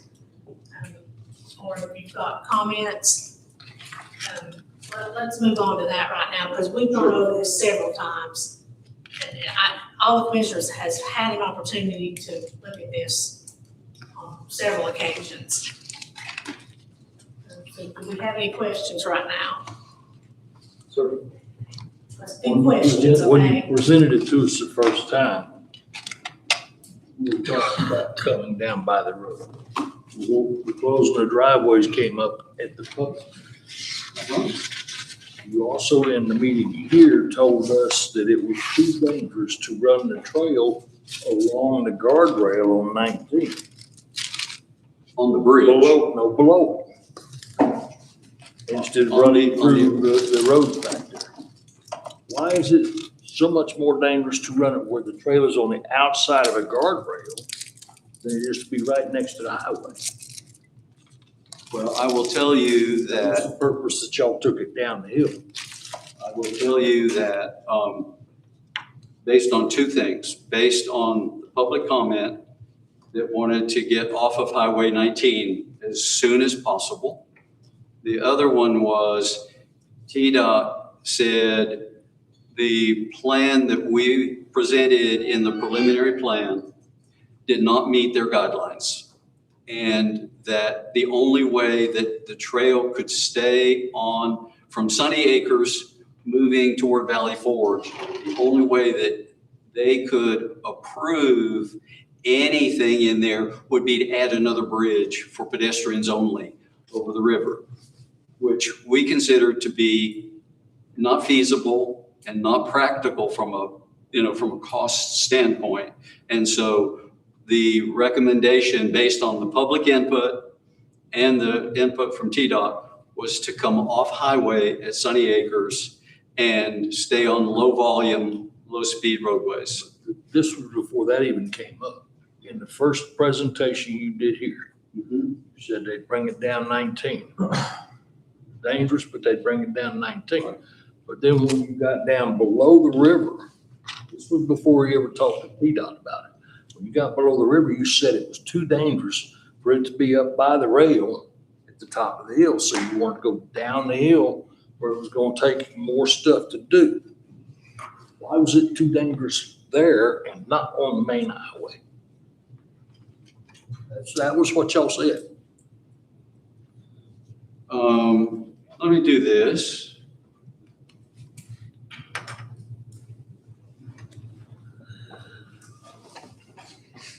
So State Line Road's here, that intersection.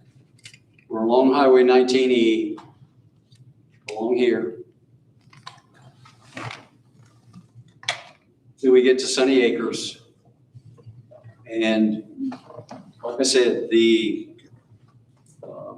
sections that we just flipped through quickly are the ones that TDOT looked at with us.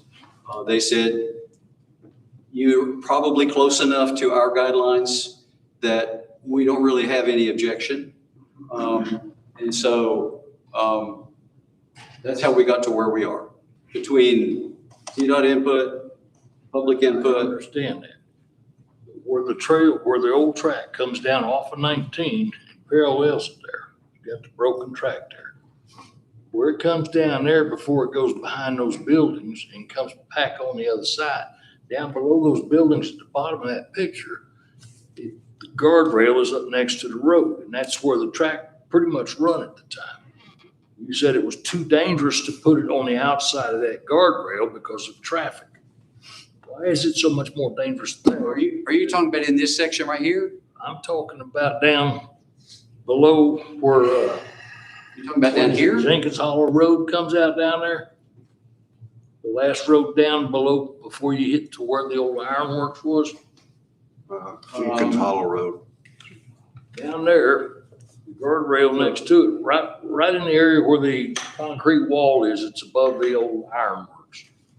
Y'all said it was too dangerous to put it up there by that. And it needed to go down low. I don't have a problem with going down low, but if it's too dangerous to put it on the outside of a guardrail, why is it not so much better just to put it right on the highway? What I would say about,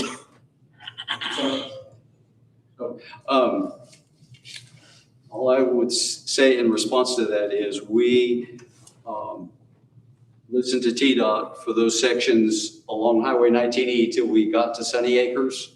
And then once we got here, we didn't have to deal with any of the guardrail issues, which we had presented in the schematic or in the preliminary plan. Because all of those, TDOT said we would never approve those the way that you've shown them.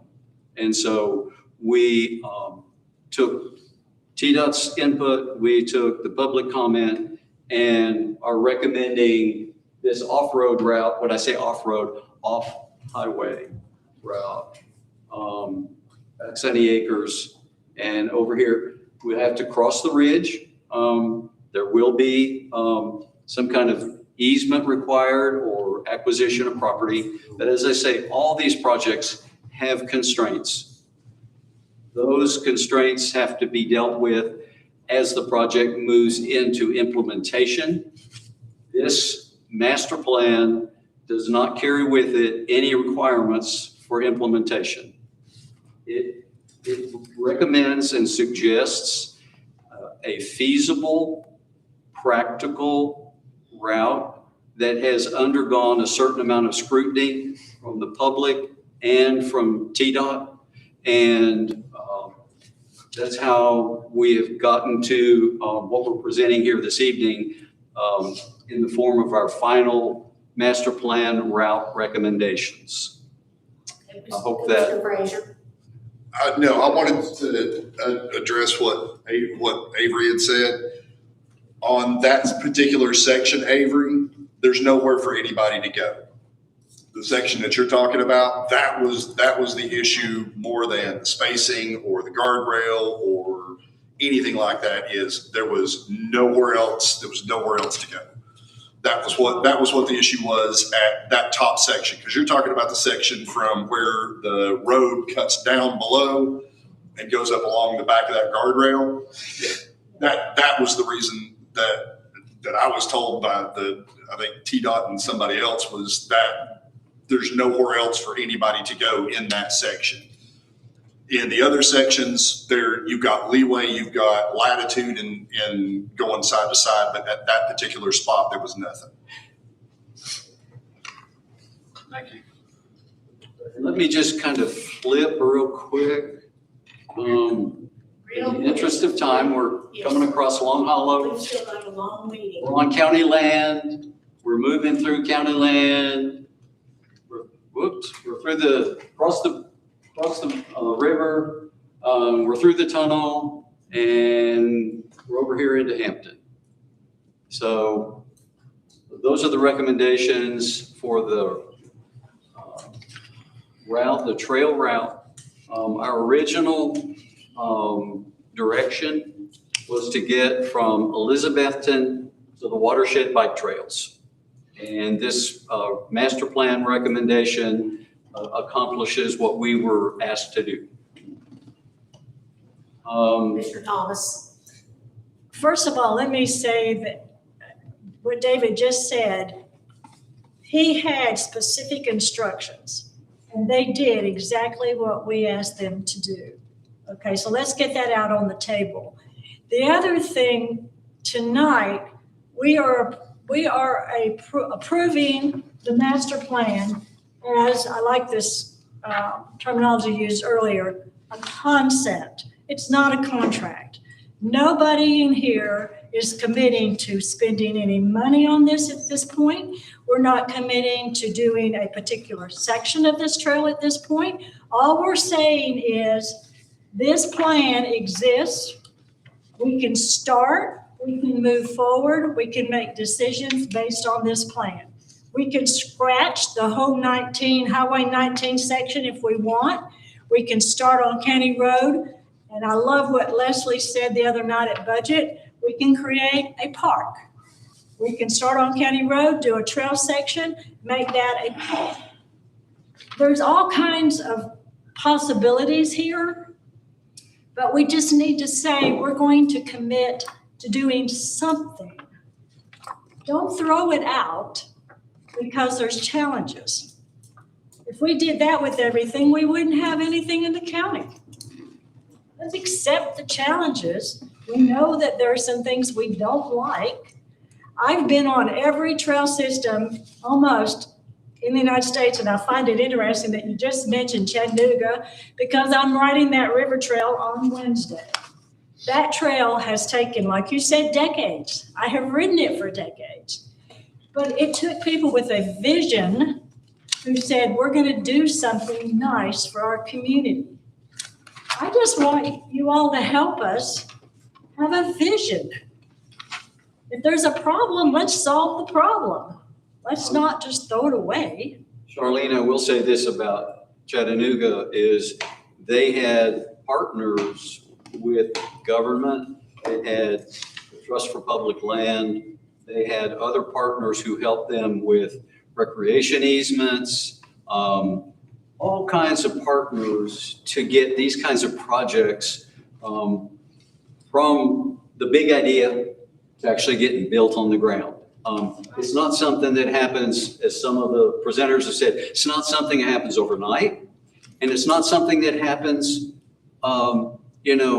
in an isolated fashion. We've been talking amongst ourselves of the whole section along Highway 19E would be perfect for TDOT to adopt as their own internal project. You look for partners on this kind of thing. You're not trying to go it alone. It's not possible. It's not possible to go it alone when you have all the constraints that you have to deal with. I pointed out the Riverview Road route, all those property owners, if you've got to talk to every one of them, get property from them, whatever, there are constraints no matter where we turn. The question is this something that will benefit your community? And so the only thing that's under contract right now is our firm. That's all. Okay, so any other questions? Madam Chair, I have a statement to make and a motion to go with it. If you get to that point, because if you don't, we're going to have to get no-dos, because we're going to fall asleep. Is there any other questions? I just have one question, Madam Chair. Yes. Coming up 19E, if that's the way the trail is going to go, is there a barrier between the trail and highway? The TDOT cross sections that we run up 19E. I know. So let me go back. Because I didn't see one. It just showed 4 foot from the trail to the.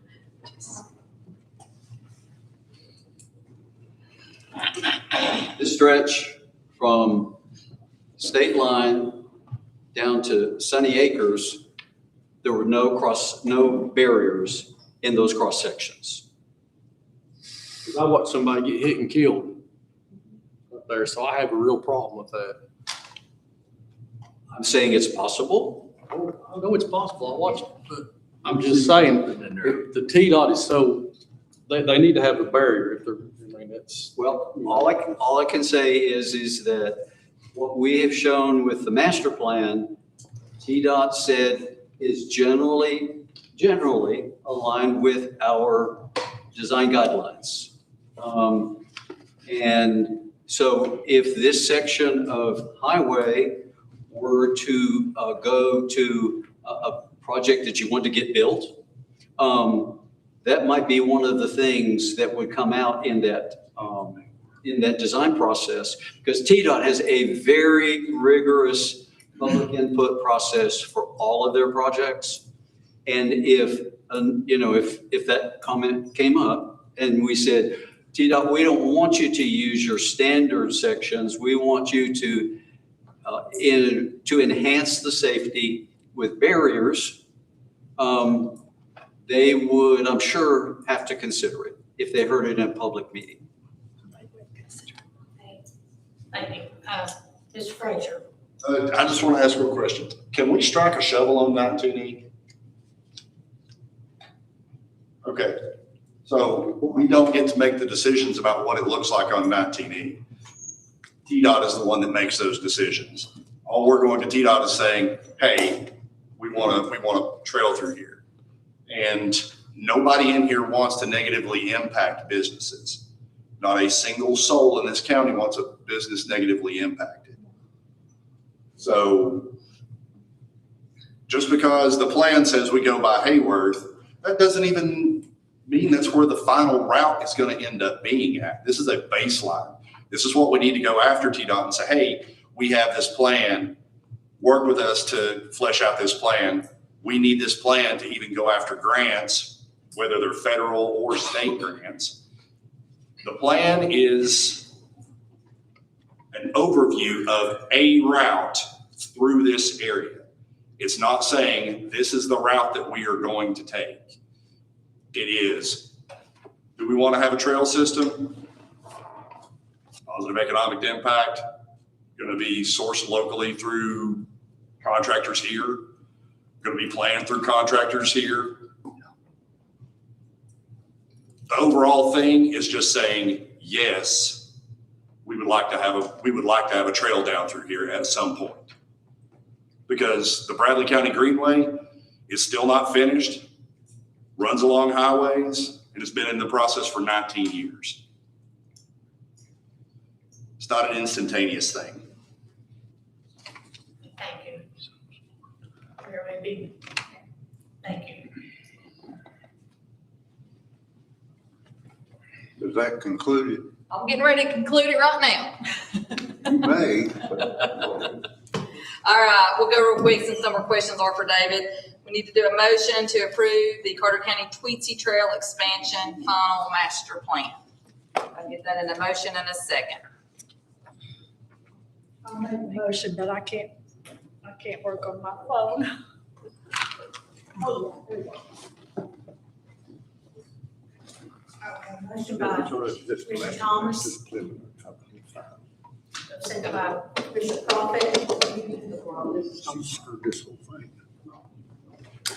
And this right here. It's still wrong too. That's system. Don't finish one. That's it. What just happened? Now,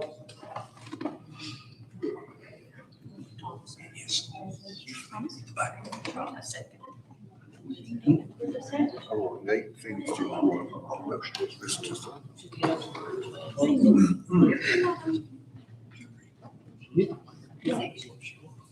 second, got a motion in a second?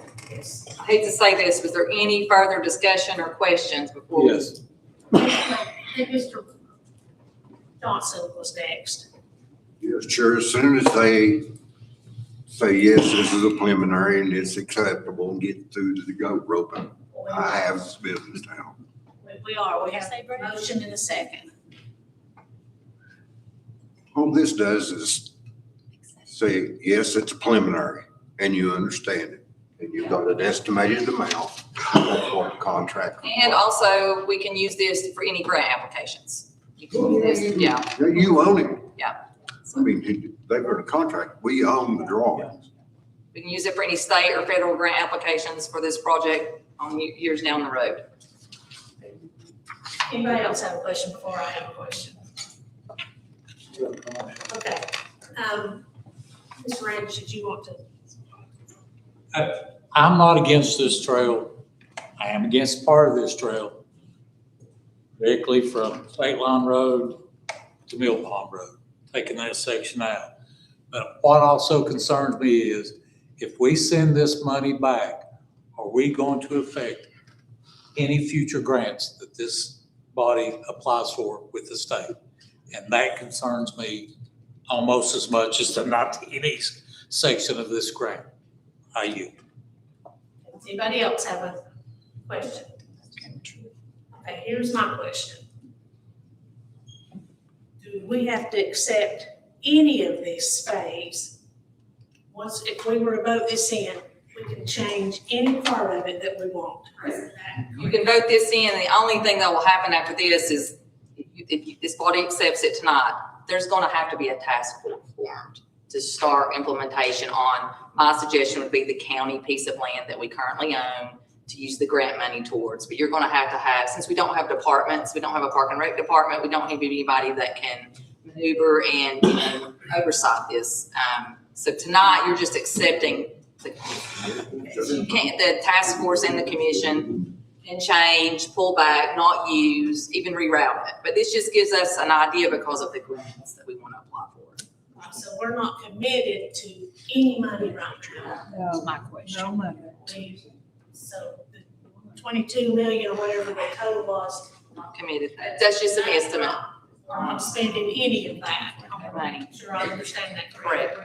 We're not spending No grant money. tiny part of it, or none of it right now. And this body would approve anything in the future that gets spent. I have the floor. So we're voting just basically on an outline of a project right now. No amount of money, nothing like that. We're not committed, this commission or any future committees are committed to any money right now towards this. Correct. Part of this will also go to the watershed.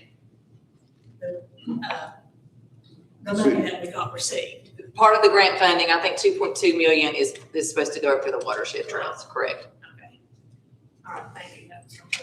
Anyone else? Mr. Frazier, this is it, 'cause you've gone. Just one comment. When you've got a master plan and you're gonna be going after grants, they're looking at the total cost of the project. If the project's at 6 million and you're asking for 5 million, you're asking for 80% of your funding. You're asking for 5 million and the project is 22 million, you're only asking for 20% of your funding and you're more likely to get funded. I just wanted to make sure everyone understood that we are not committing right now to spend any money on this at this point. Okay, is there any other questions before we vote? I do have a comment, a concern. Going forward, one thing that does concern me, it concerns me up to this point quite actually. It seems like a lot of what I've seen on paper has been made in spite of the residents that are directly affected by it. I know that I've not had any discussion with anybody involved in it. Have you had anyone? Nope, nobody else. And remind everybody that this project is 100% in our district. And nobody has come to us about anything, an opinion, enlightenment, anything. And I'm afraid that's the same thing will happen going forward. So I don't want things to happen in spite of the citizens that are directly affected by it. I yield. Anyone else? All right, then let's vote.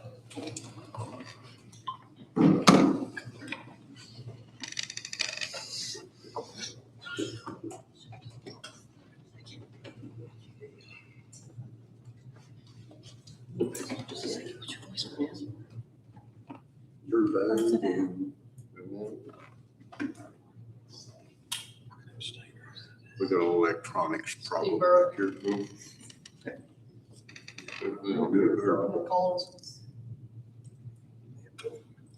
Was those closed? Abstain.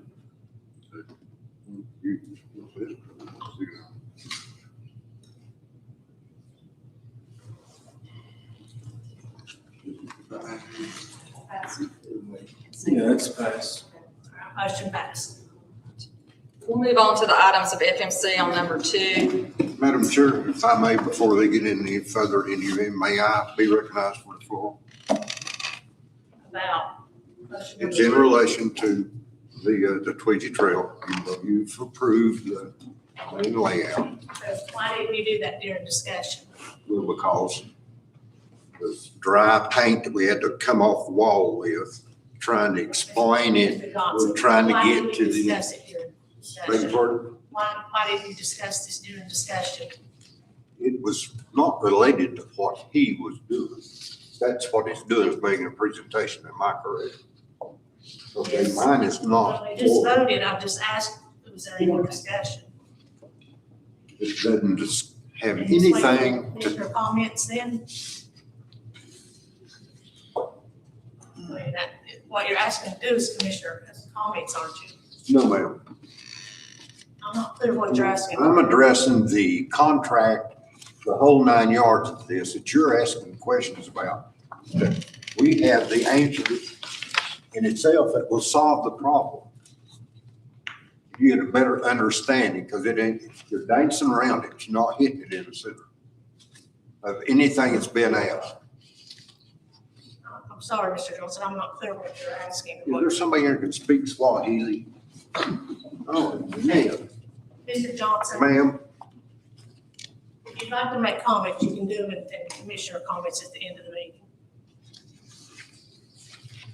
thank you. Motion number two, we need a motion for approving the flex spending accounts to the Ameriflex to Pinnacle Bank. Questions, the finance director can explain that. I think it's that Pinnacle Bank is a little bit easier for our employees to deal with. So I get a motion for that. Mr. Akins, second by Commissioner Hughes. Is there any discussion? All right, then let's vote.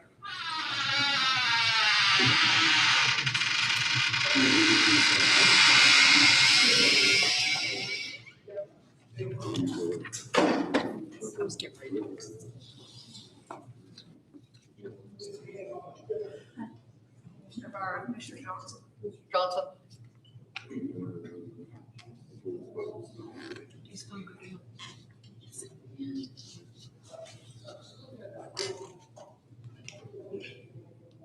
Mr. Johnson. Ma'am. Yes, I'm trying to get the electronic part to work. He was asking yes or no.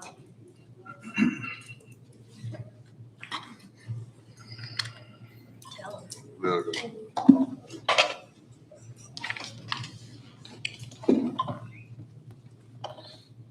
Okay, thank you. Motion passed. Need to do a motion to renew the medical, dental, and vision plans, with no changes to the providers or carriers. Motion by Commissioner Ray, second by Commissioner Akins. Is there any discussion? Okay, let's vote.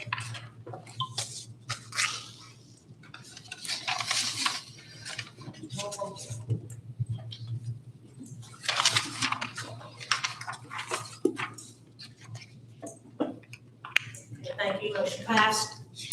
Motion to approve changes to the Carter County Financial Policy and Procedure Manual, pages 5, 15, 16, 17, 26, and 39 of the manual. Motion made by Mr. Frazier, second by Commissioner Thomas. Is there any discussion? All right, let's vote.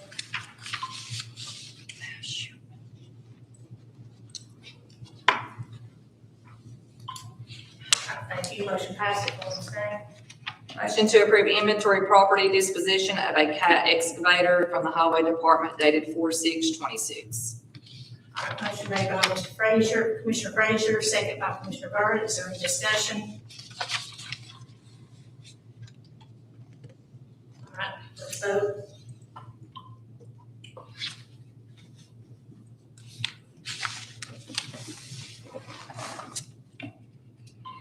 Thank you. Motion passed.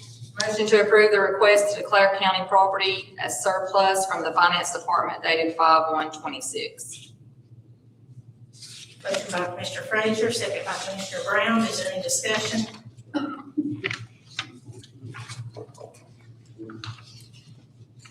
All right, let's vote.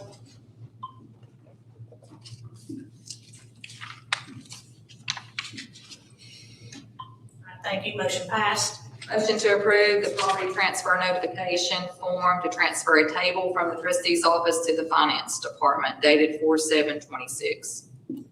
Motion by Commissioner Frazier, second by Commissioner Brown. Is there a discussion? All right, let's vote.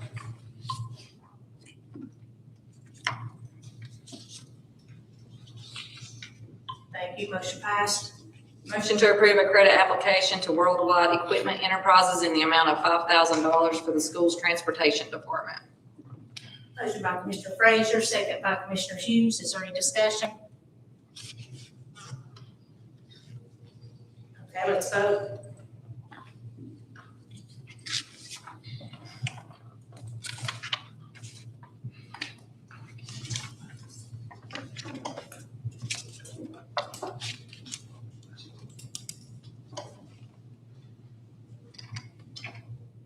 Where'd she go? Yes. Thank you, motion passed. Motion to approve a credit application to Stowers Machinery Corporation in the amount of $25,000 for the sheriff's office.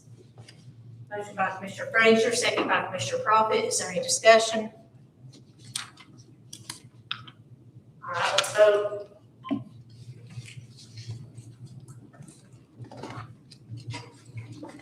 right, thank you, motion passed. Thank you. We're going to take a 5-minute break. 5 minutes.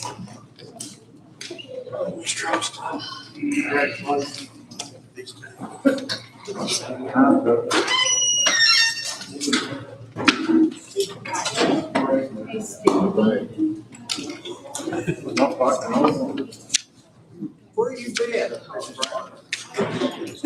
Taking care of my husband. Well, let's see.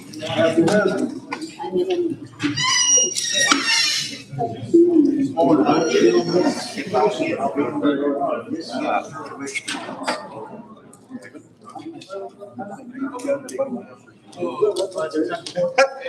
For all these days.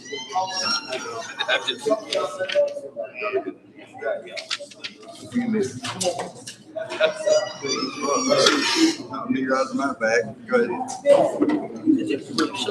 Before your idea, I was. I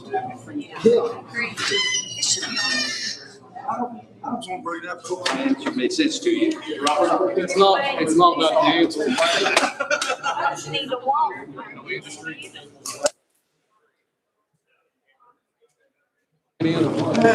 Watching paint dry.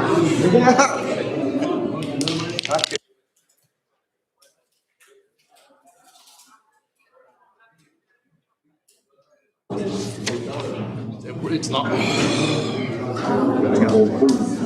We have. Go Philip, goodbye, you gonna come with me?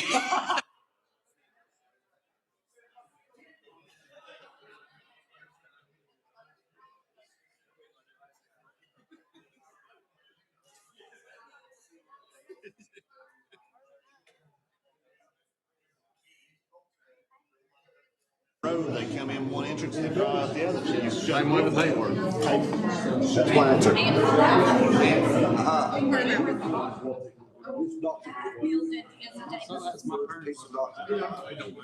the contract that we've seen. And I agree, Phil.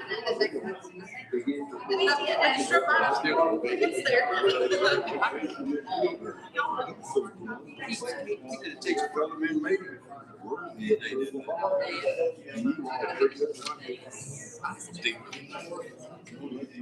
Unless they put it on suspension, we're in across the top.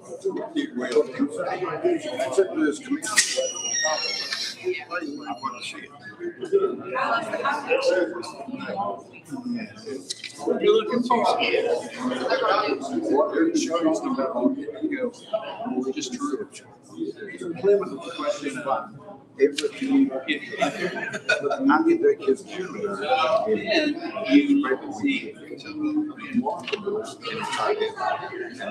People don't want it.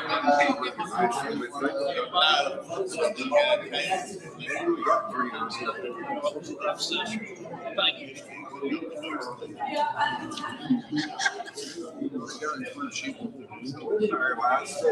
When you gave that final, she was going to qualify.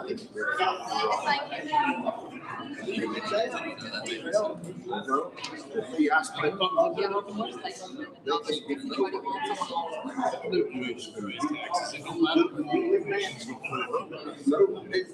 tell the contract, you got to live in there and you find your own together. We had some bullshit amount of money to do the project. Commission told us. With the commission, we don't have to pay the big contract. that section.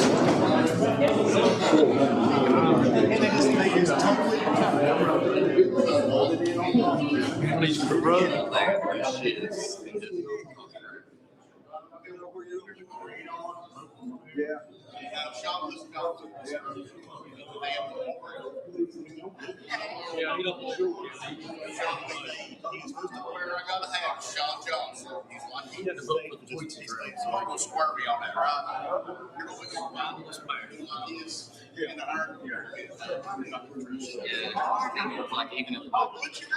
You'll make your way back to your seats.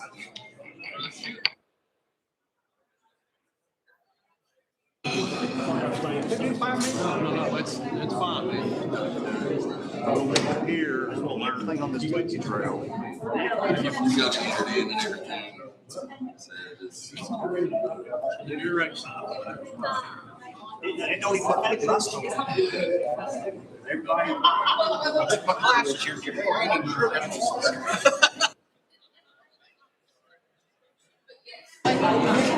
What are we doing? gas station. All right, we're ready to start our budget committee.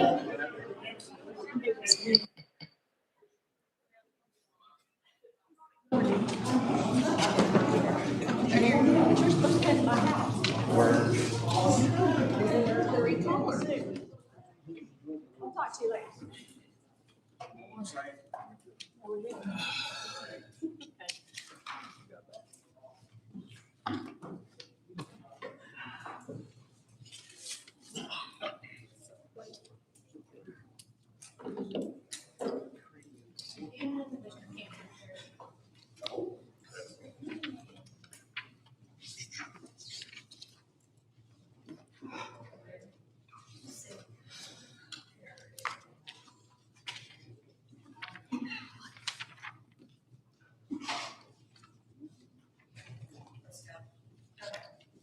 All right.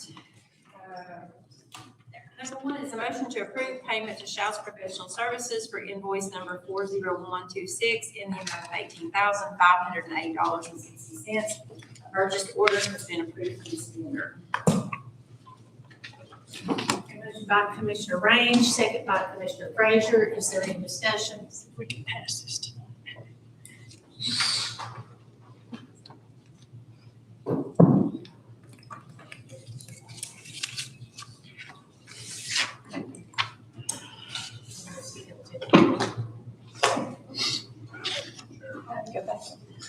He's back. You should have. There's no discussion. Then let's vote.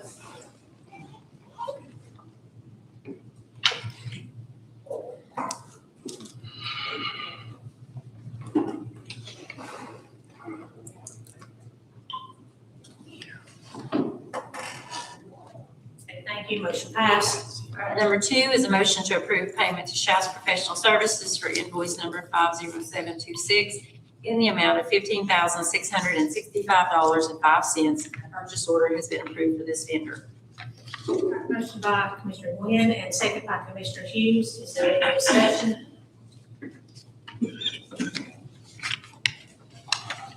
Okay, let's vote.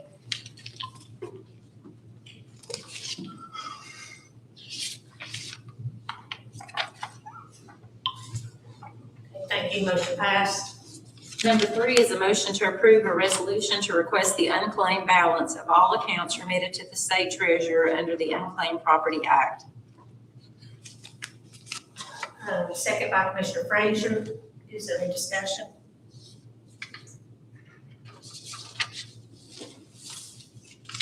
Okay, let's vote.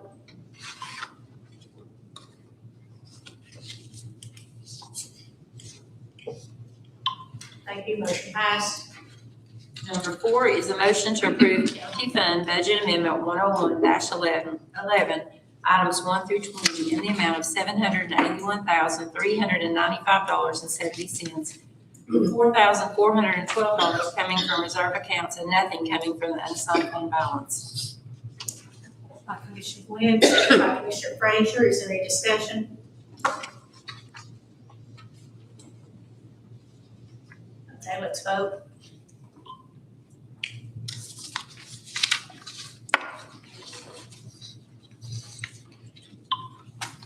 you, motion passed. Number 5 is a motion to approve Hill Fund Budget Amendment 121-2, Item 1, in the amount of $371,139.16, with nothing coming from reserve accounts, and $371,139.16 coming from the Hill loan proceeds. Motion by Commissioner Quinn, second by Commissioner Brown, is there any discussion?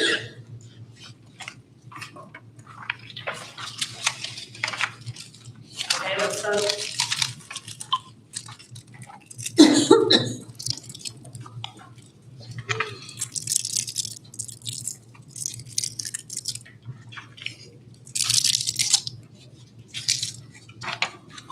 Thank you, motion passed. Number 6 is a motion to approve ARP Fund Budget Amendment 127-5, Item 1, in the amount of $69,712.25, with nothing coming from reserve accounts and nothing coming from the unassigned fund balance.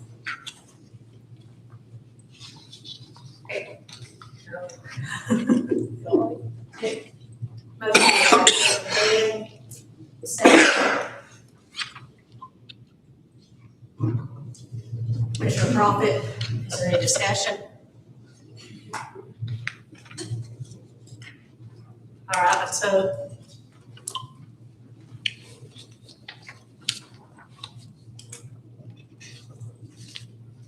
Thank you, motion passed.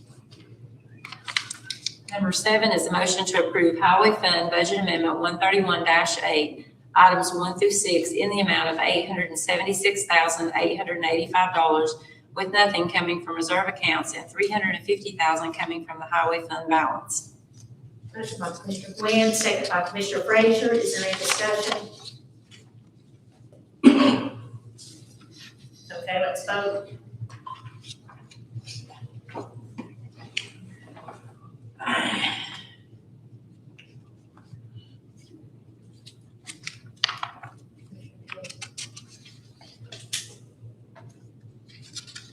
Okay, thank you. Motion passed. Number 8 is a motion to approve General Purpose School Fund Budget Amendment 141-10, Items 1 through 6, in the amount of $1,037,256.12, with nothing coming from reserve accounts and nothing coming from the unassigned fund balance.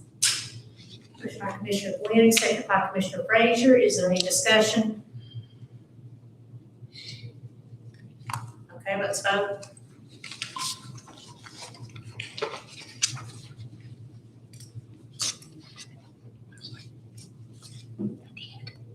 Yes. Yes.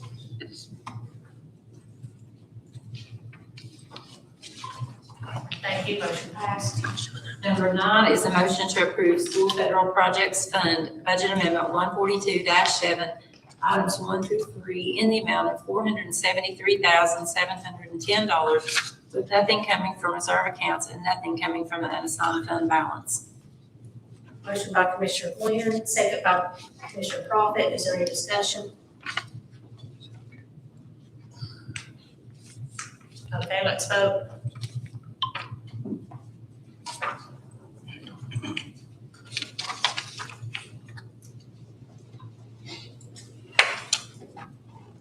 Commissioner Childers. Oh, I'm sorry. Thank you, motion passed. Number 10 is a motion to approve Food Service Fund Budget Amendment 143-2, Item 1, in the amount of $33,050, with nothing coming from reserve accounts and nothing coming from the unassigned fund balance.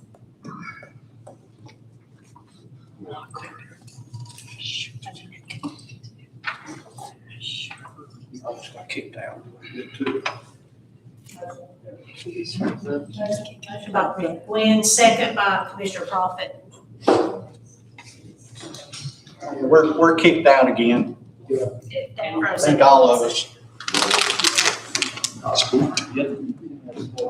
I'm the third.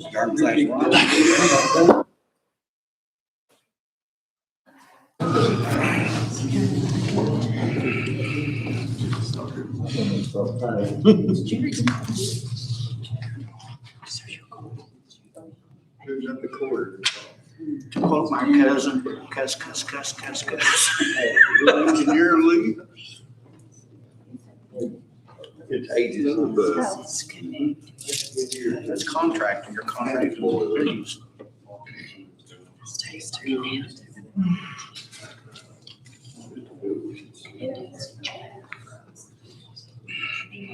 Oh. Yeah.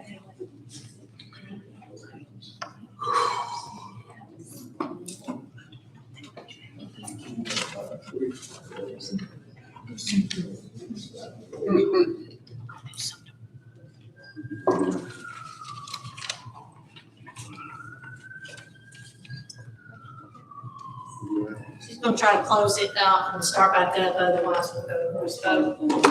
It's Jerry Profit's fault. It's not impressed. Him and there in the race.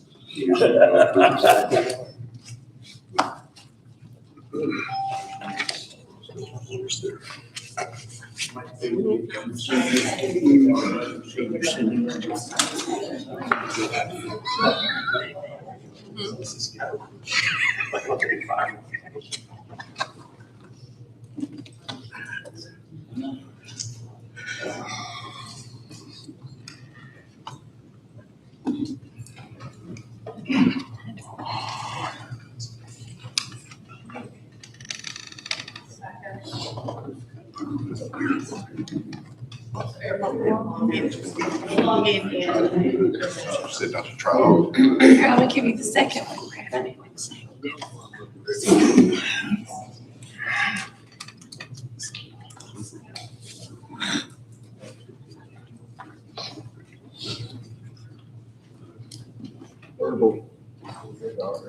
I had to break it early.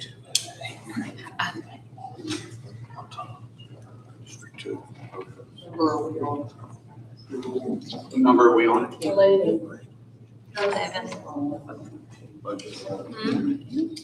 I'm still on 10. Uh-huh. I think we're still on 10. Let's go ahead. Yeah, now we're showing prison.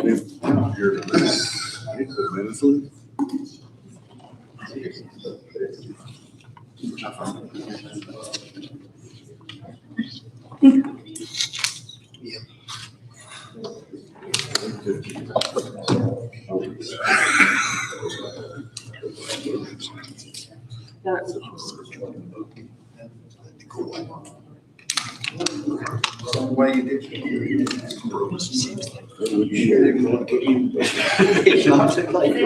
Everybody log back in? Guys in the back, you have your phones up? Yes. Okay.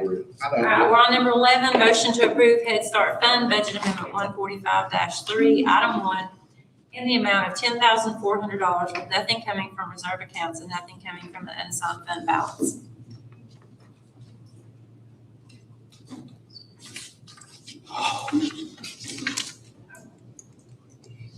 Motion by Commissioner Gwen, second by Commissioner Frazier.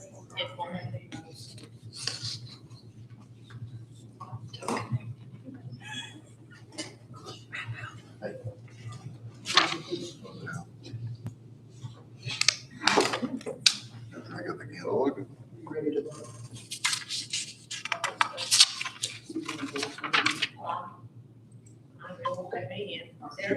Everyone else have a lead? Yes. We'll just have to close the app and open it back up.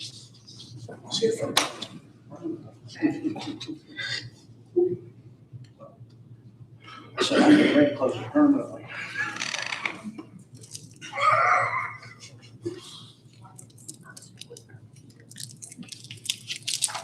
Did, Yes. Okay, thank you, motion passed. all right, before we move on, can you double check and make sure that number 10 actually completed, because that's when it's been shut down?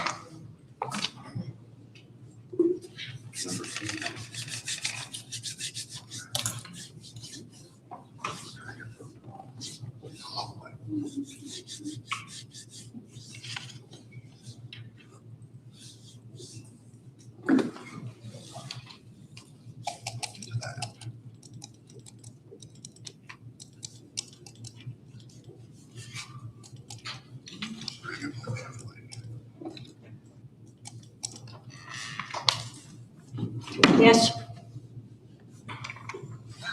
I was looking to make sure number 10 went through because I put that down. Not number 11. Thank you. Go on to the next one. And I'll check at the end. We'll check number 10. So number 12 is motion to approve debt service fund budget amendment 151-2, items 1 through 3 in the amount of $1,674,650, with nothing coming from reserve accounts and $30,000 coming from debt service fund balance.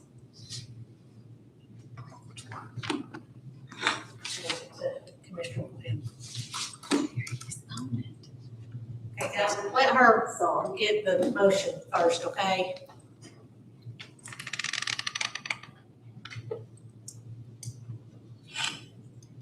All right, motion by Commissioner Quinn, second by Commissioner Wynn. Any discussion? All right, let's vote.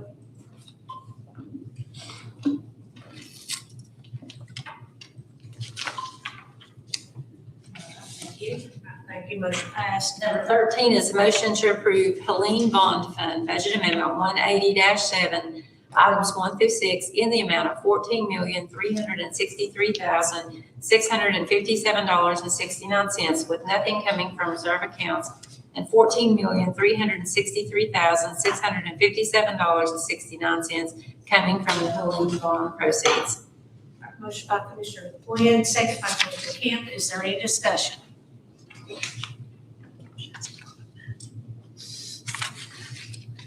Okay, let's vote.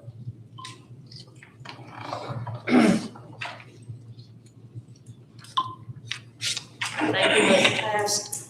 14 is a motion to approve the animal shelter monetary donations in the amount of $3,931. Motion by Commissioner Flynn, second by Commissioner Frazier. Is there any discussion? Okay, let's vote.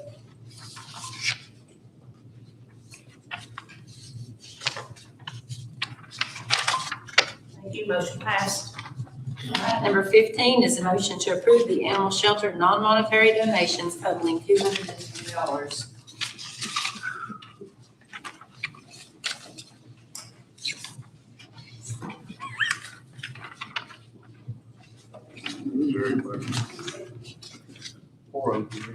Motion by Commissioner Flynn.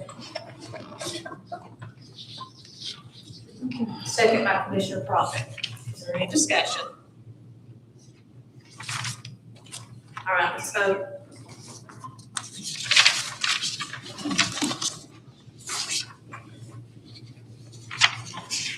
Thank you, motion passed. All right.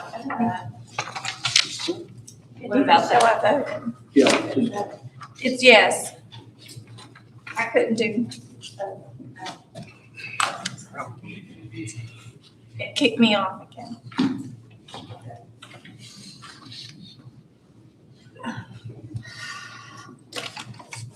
Go back to number 10 to make sure.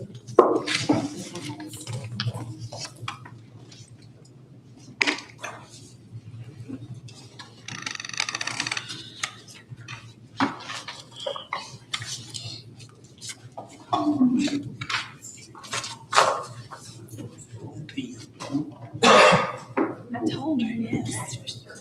Commissioner Overby, yes.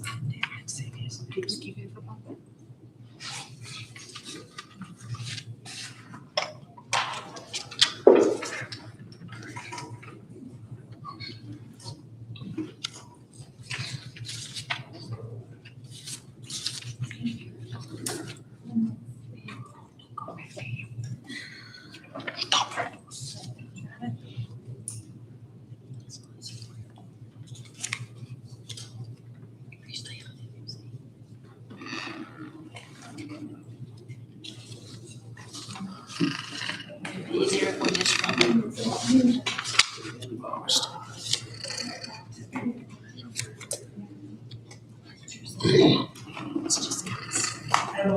Let's read it and count it in.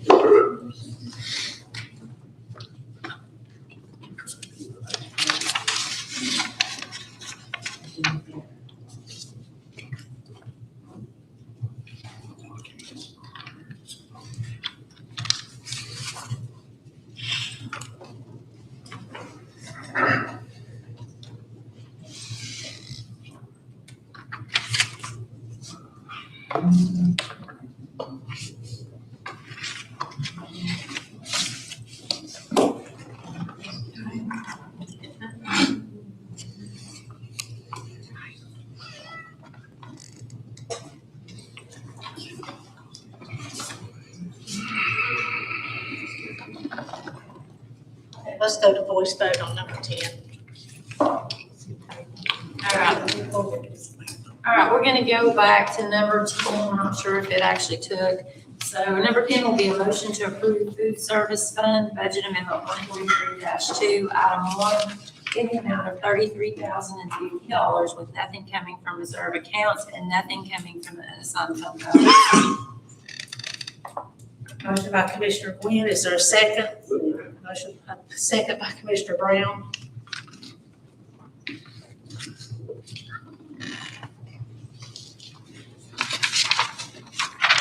Grange, Yes. Nick Holder, Yes. Robert Acuff, Aye. Nancy Brown. Yes. Avery Wynn, Yes. Julie Gwynn, Yes. Brad Johnson, Yes. Steve Burrow, Yes. Angie Odom, Danny Deal, Yes. Gary Kemp, Yes. Jared Crawford, Darlene Thomas, Yes. Jason Clausen, Yes. Todd Smith, Yes. Leslie Hughes, Yes. Aaron Frazier, Aye. Kelly Collins, Yes. and Wes Goldball. Yes. All right, that takes care of the budget amendments. Thank you, guys. Is there any questions for budget? All right, buildings and grounds.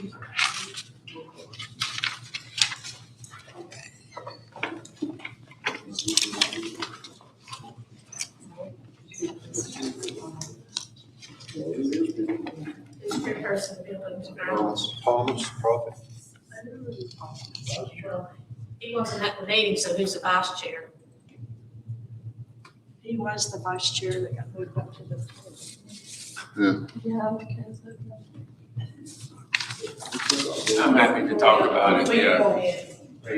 All that's on there for building and grounds is the resolution to approve lease agreement between the United States Department of Agriculture, the Forest Service, and Carter County, Tennessee for the lease of the real property located at the White Rock Communications site in Carter County. The lease itself with the appendix to it is 60-some pages long. The gist of it is it's a 28-year lease, essentially. It expires at the end of 2054, no cost, and it's to lease the actual ground upon which communications infrastructure will be installed, the building and the tower.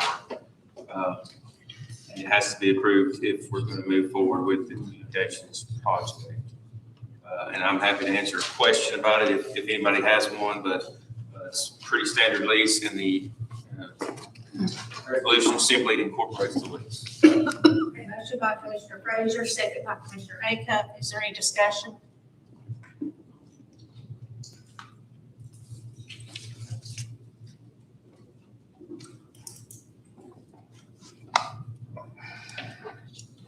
Okay, we're back on. No discussion? Okay, let's vote.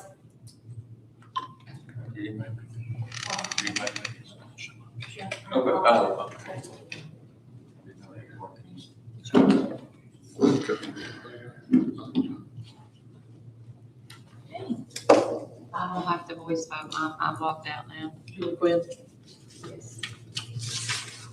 Steve Burrow. Yep. Thank you, motion passed. Okay, nominating committee.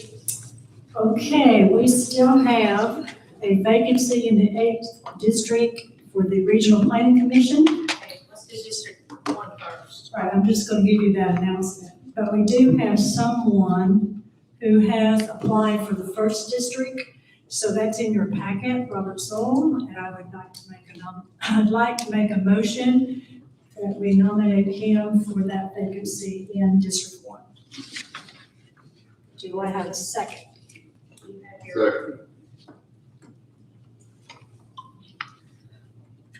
Second.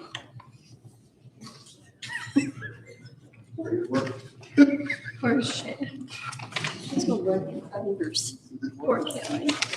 Motion by Commissioner Thomas, second by Commissioner Burke. Take that away from him.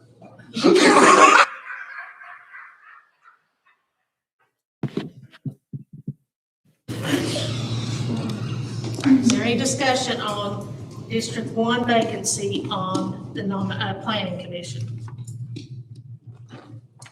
So.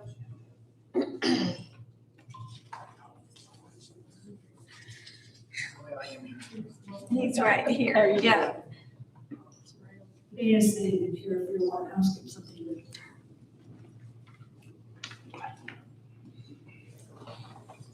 Quinn, yes. Steve Burner, Yes. Todd Smith, It popped up the last second. Wes Holton. All right, thank you, motion passed. Notify and let him know. He's right Oh, I'm here. He's sitting. I'm sorry, I know you, I'm sorry. Hey, Robert. It's been a little bit. Well, actually, your head's right there where Mr. Range is, so I'm. Tuesday, 3:00. Congratulations. All right. Okay, then last month, we tried to fill the vacancy on the Joint Economic and Community Development Board, and we did not succeed in that. The nominating committee nominated me, and so I'd like to open the floor for the nomination. This one, you missed the 8th district. I'm sorry, what, Greg? You missed the 8th district. Yeah. There's no one. I've got a We can nominate nomination. from the floor. Oh, we have a nomination. I nominate Steve Kaler. Who? Steve Kaler. Okay. He was on it and then he had to go off because I came on to the. That's right. I mean, and was chairperson, which put me on planning. I'm going to abstain on this, so I'll let Mr. Burr make the nomination, but we'll need a second. I'll second. I didn't hear which one. Who's second? Nick. I'm sorry. Lindsey Brown. No, Nick Holder. Nick Holder. And that's. So just to make sure everyone understands, Steve Kaler will go back on. And just so everyone is aware, he is my husband, so, but it's been months now that nobody has applied. So I will abstain, and anytime I need to abstain, I will abstain also in the meeting. I just want to make that up. Is there any other discussion? All right, let's vote. Quinn. Yes. Steve Burrow. Yes. Charles Cole. Yes. Thank you, motion passed. I'll notify him.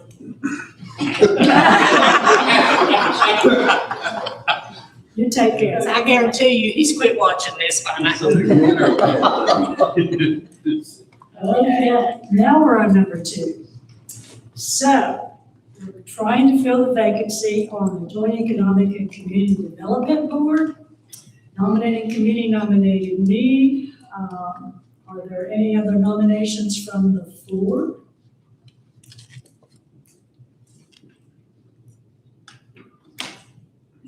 It still needs to nominate Still need here. someone to nominate both. I'd like to nominate Charlene Thomas. I'll second. Any other nominations? Thomas. Mr. Range seconded. I'm sorry. Commissioner Hughes nominated. Commissioner Thomas. Mr. Range seconded.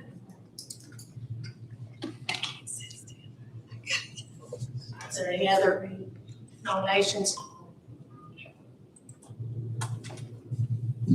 Okay. I have a question, since I can't use this. If they appoint you into this position, are you willing to stand in the gap and argue for the county's assets and benefits on this? That's going to be very important. Yes, ma'am. Due to things I've just found out about this, and I'm very nervous about this particular board.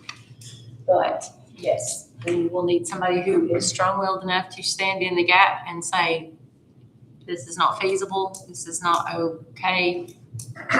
You are comfortable doing that? Yes. Any other comments? Okay, well, let's vote.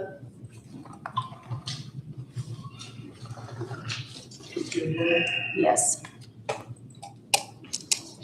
Steve Burrow. Yeah. Wes Holsclaw. Yes. Thank you, motion passed. Abstaining one. Abstaining one, no. And number 3, we will not deal with tonight because it looks like that was to fill Jerry Stout's place. Right. And he may be staying on, so we're not sure about that. He wasn't sure if he could still stay on, but I understand he can stay on until the end of this election term, right? If he wants to, yeah. Has anybody reached out to him? I spoke with him at the pre-K art gala at the Armory. Last week. We have the planning commission. Good evening, ladies and gentlemen. This is a 7.98 acre tract of land. Requesting to go from R1 to A1 for utilization of his farm. That's what the gentleman bought the property for. Staff recommends that we make that into a A1 district, please.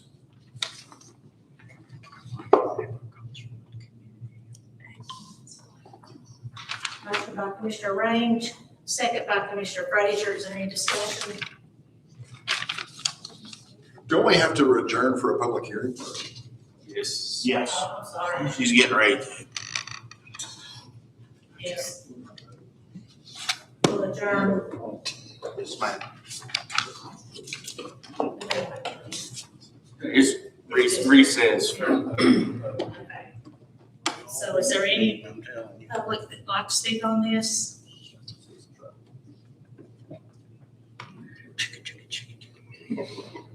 No? Okay. I'd like to ask if this went through the planning. Yes, ma'am. It's been a few months I was ago. gonna say, yeah. Okay, we'll adjourn back if there's no public comments or no questions. This is going back to agriculture. Yes, sir. Okay, we can still use the same, can we not? Motion by Commissioner Range, second by Commissioner Frazier. All right, if there's no discussion, let's vote.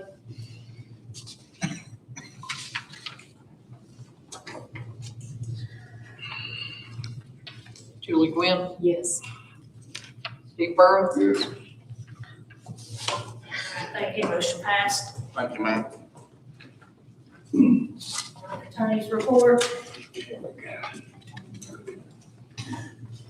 All right, as usual, ongoing litigation mainly is the litter regulation or the property cleanup cases. There was another 6 cases in court this past month. 2 actually came into compliance and were dismissed. Fought judgment on 1, and 3 are continuing to come back for another status check next month. Ongoing discovery, as you all know, in the Carroll case. I think we're finally closing in on completing that. There's going to be a little meeting at the end of this week. Hopefully gather the rest of that information. Other than that, the normal work I do every month is detailed in the written report. That will be part of the minutes. And I'm happy to answer any questions anybody has. Is there any questions for the attorney? Okay, Commissioner comments? Mr. Johnson? Madam Chair, thank you very much. What I have a motion at the end, but there's an item that I want to address to the full commission. Number 1 is to help you in your mind how the process went. When we received the grant for $6.3 million for the Tweetsy Trail, it was questioned in county court if there was sufficient amount of funds to cover the work to be done. So the full commission here had a vote, 100% unanimous, that we would place the money in savings, that trustee would. We would use the interest to solicit an AE firm, which we did, to do a preliminary conception drawing, a preliminary, and to get a cost estimate to assure us as a commission that we could do the project. The project was presented to the Department of Environment and Conservation as a total project, not segments, but that's where it's wound up. But in no way with the presentation tonight, even though you all didn't get readable copies and all like that, there are 5 sections that are on the drawing. And in no combination can they get any of these together to be able to complete for the money we have. For the money we have. And we don't have any permission from the Department of Environmental or Conservation or from the governor's office or even from the janitor down there that we can alter how we applied for the project. Now, everybody has heard the different aspects of the design part of it. You also gave permission that the contracting officer, which is the financial director, issued requests for AE firms for a preliminary only. That way, as a safety guard, if we did not, as a commission, approve the project to go any further, we would not be liable to pay a full contract, only for the preliminary to get the cost.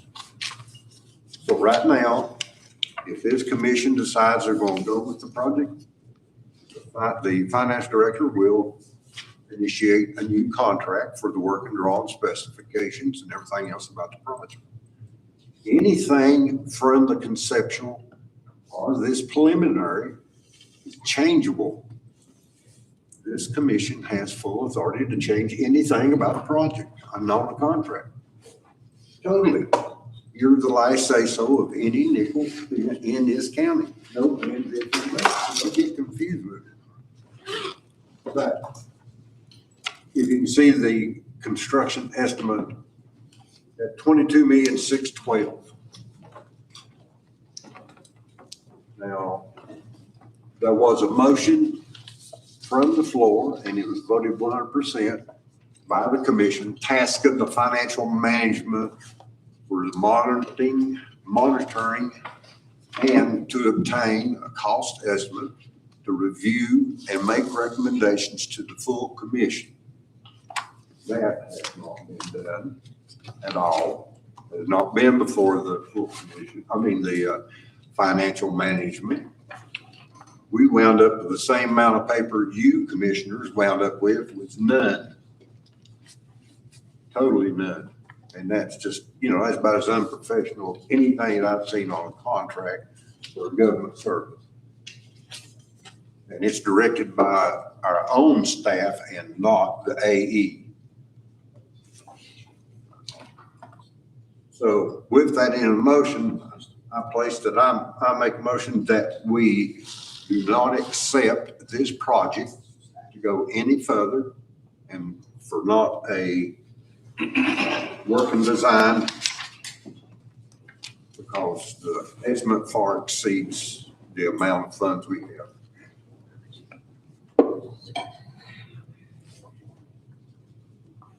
Restate the motion louder. I make the motion that we do not accept this project to go any further.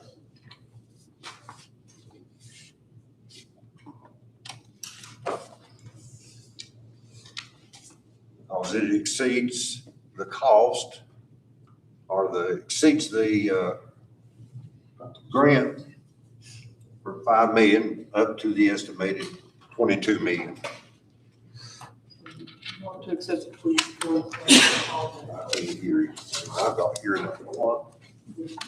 Motion is to not accept the Tweetsy Trail expansion expansion project. Correct. 0, none, nil. It go away.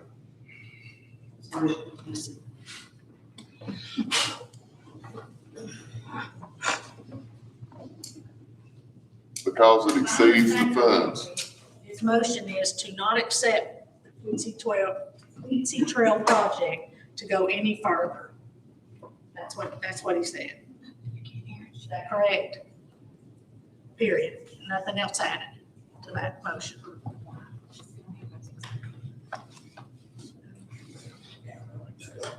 Do we have a second? Second. See the deal.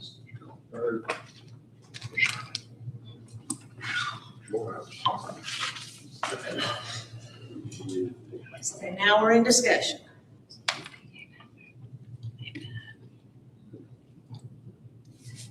Mr. Acuff.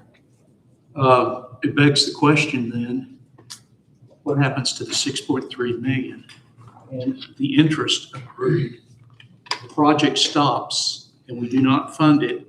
I would imagine, county attorney, that those funds must be returned, including the interest to the state of Tennessee. That's my understanding. It has to be used for trail development and maintenance was the terms of the agreement. Thank you. Any other discussion? So, Mr. Frazier? No, go ahead with Mr. Reed. Sorry. so I understand. We would have to complete the entire project and not just a section of it? Well, there's nobody can prove otherwise. Frazier? Madam Chair, we have Tom Lamb from the state here who can advise us on the original intent and usage of the funds.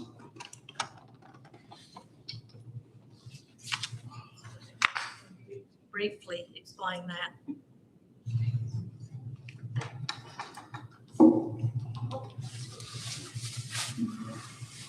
I'm not with the Office of General Counsel, I'm not with the legal team, and I'm not with the grants compliance and management team.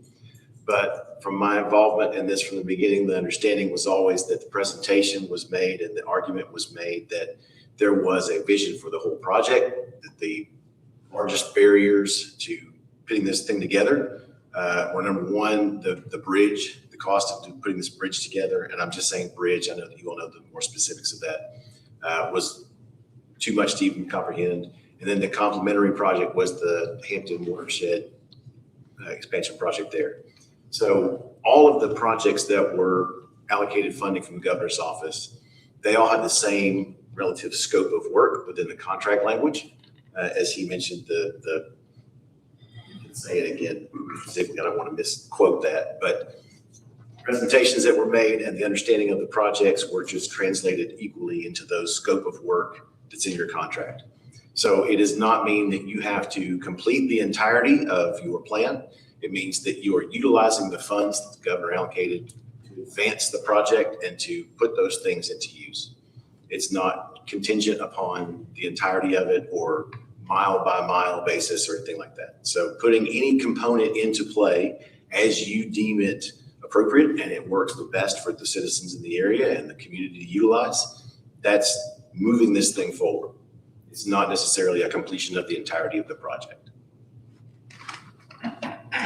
So any questions really quick? Everybody understand that? Is there any more comments from county commissioners? Madam Chair, I just want to clarify, a yes vote would be to stop anything going forward on the Tweetsy Trail. A no vote would be to keep it going forward, correct? Yes. Does everyone understand that, Commissioner Acuff? Counselor, if all work stops, we do not go forward, then I would presume that the funds would be returned to the state of Tennessee. That would be my understanding. There's certainly no time frame of, this commission voting to not move forward with any aspect of the plan whatsoever or the project whatsoever, and then waiting for the next commission to come in and maybe vote differently.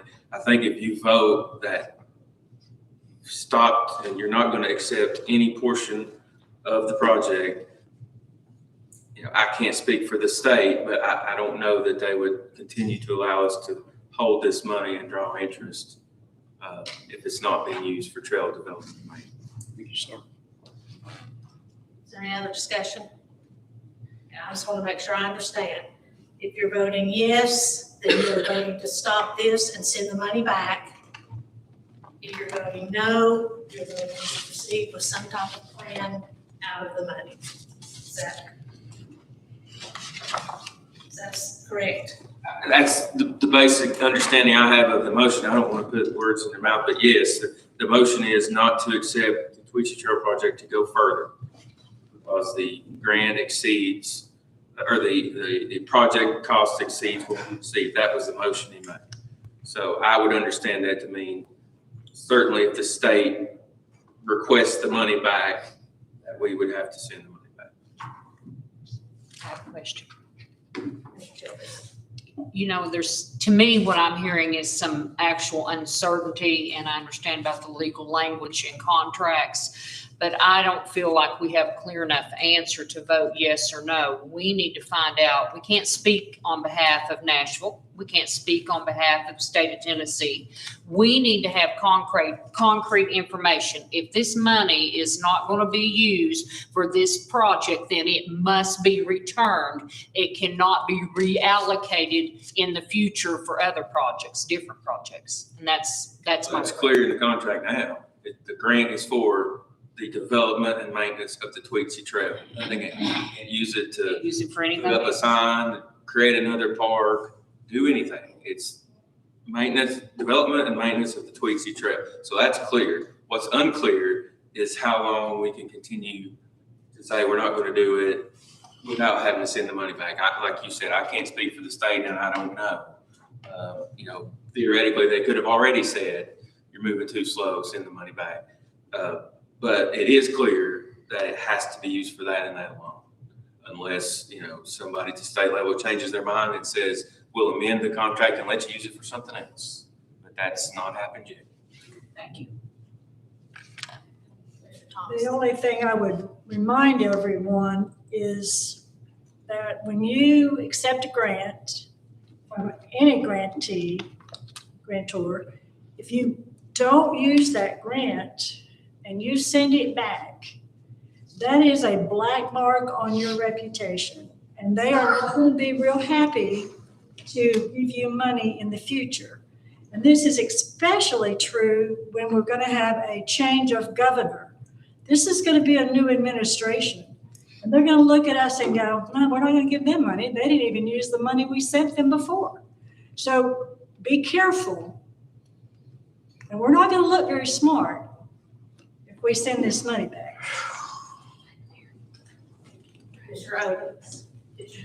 Yes, could the wording not be changed to pause in the motion until we gather more information, that we don't move forward, that we are voting to pause actions until more can be clarified without any further action being done? Just a thought there with the motion. You need to ask Commissioner Johnson and Commissioner Deal. Keep it as is. Is there any discussion? Commissioner Deal, did you? Oh, okay, I'm sorry about you. Okay, well, let's vote.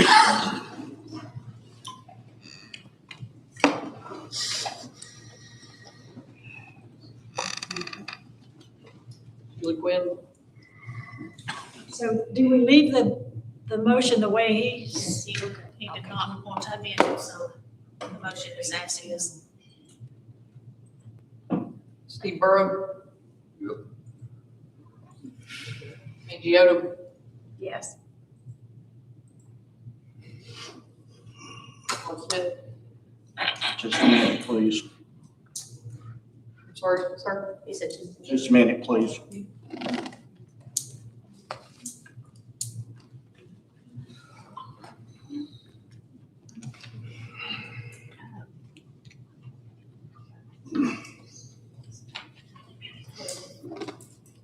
Motion failed.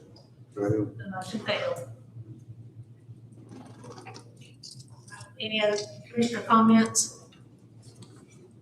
Well, there's, Just real quick, because I won't be long-winded. I just wanted to make sure everyone on the commission knows, and Gary's nodding his head like you're always long-winded, but I promise I won't be, Gary. I just want to be sure that everybody's aware of a situation that we've got that's going on at Hampton High School in the flood wall. I understand that everything's being done. I know Chris has been on top of it. They've had stop work orders up there. We've had plans sent to TEMA that were changed and sent back. But to make a long story short, we have a flood wall behind Hampton High School that stops about 100 feet from the bridge on the 4-lane, which all they've managed to do is make a big funnel. If we have another flood, it will not go on the high school's property, but it will go straight down Spring Street. So I just want everybody to be aware of that situation.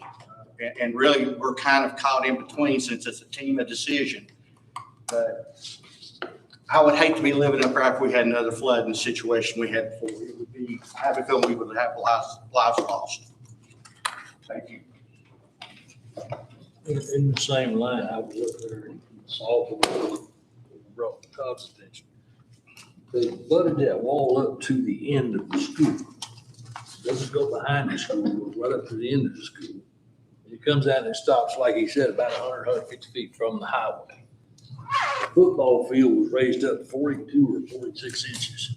That's gonna be a wall on one side and it's gonna run down Spring Street just like it's a river. Hampton will be gone again. We've got to figure out some way to get that wall extended all the way over the highway. Mr. Frazier? Just to add on to this conversation, the abutments on the bridge there where the river goes through were washed and damaged by Helene. I don't know if it's been addressed as of yet. It was actually brought up by the AE firm that was investigating the trail. So there's going to have to be something done in that neck of the woods. May I add one more thing? That has been addressed somewhat in discussion at least, but the only thing that we have heard they're planning on doing is to basically clean out underneath the bridge. That's about it. This has been a problem for, well, 1998, it did cost lives up there. And it's the bridge that is the ultimate cause, and TDOT just will not address it because they don't want to hear anything about it.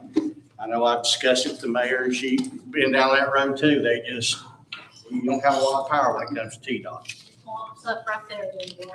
Yep.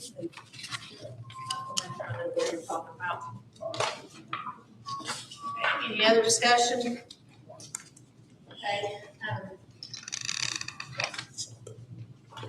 Look through June, schedule for June. If there's any changes need to be made, please let us know as soon as possible. I think, Julie, what we talking about? And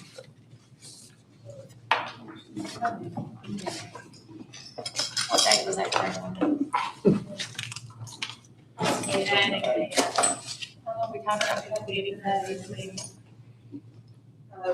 We were looking at the 20, or June the 29th. What day? June the 29th. And the meeting, the other meeting we discussed, we may not meet after all.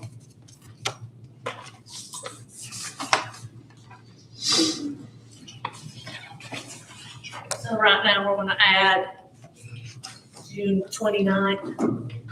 You said 29th or 9th? I think 29th possibly, but if we don't need it, we'll have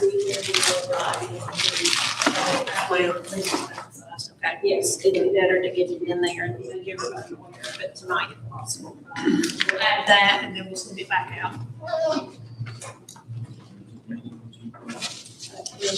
We'll be budgeting.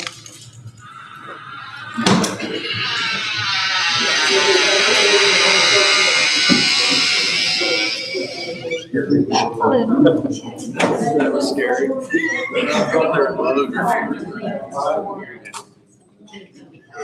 Saying that would be the budget. I said it's not. I just want to go Budget first, public hearing. So everybody understand that on the 29th, it'll be budget meeting and then full commission. Public hearing. Public hearing and full commission. Do you understand that? All right. Motion adjourned. Please. To adjourn. Mine's first, the second district, I'll remember that. Yes.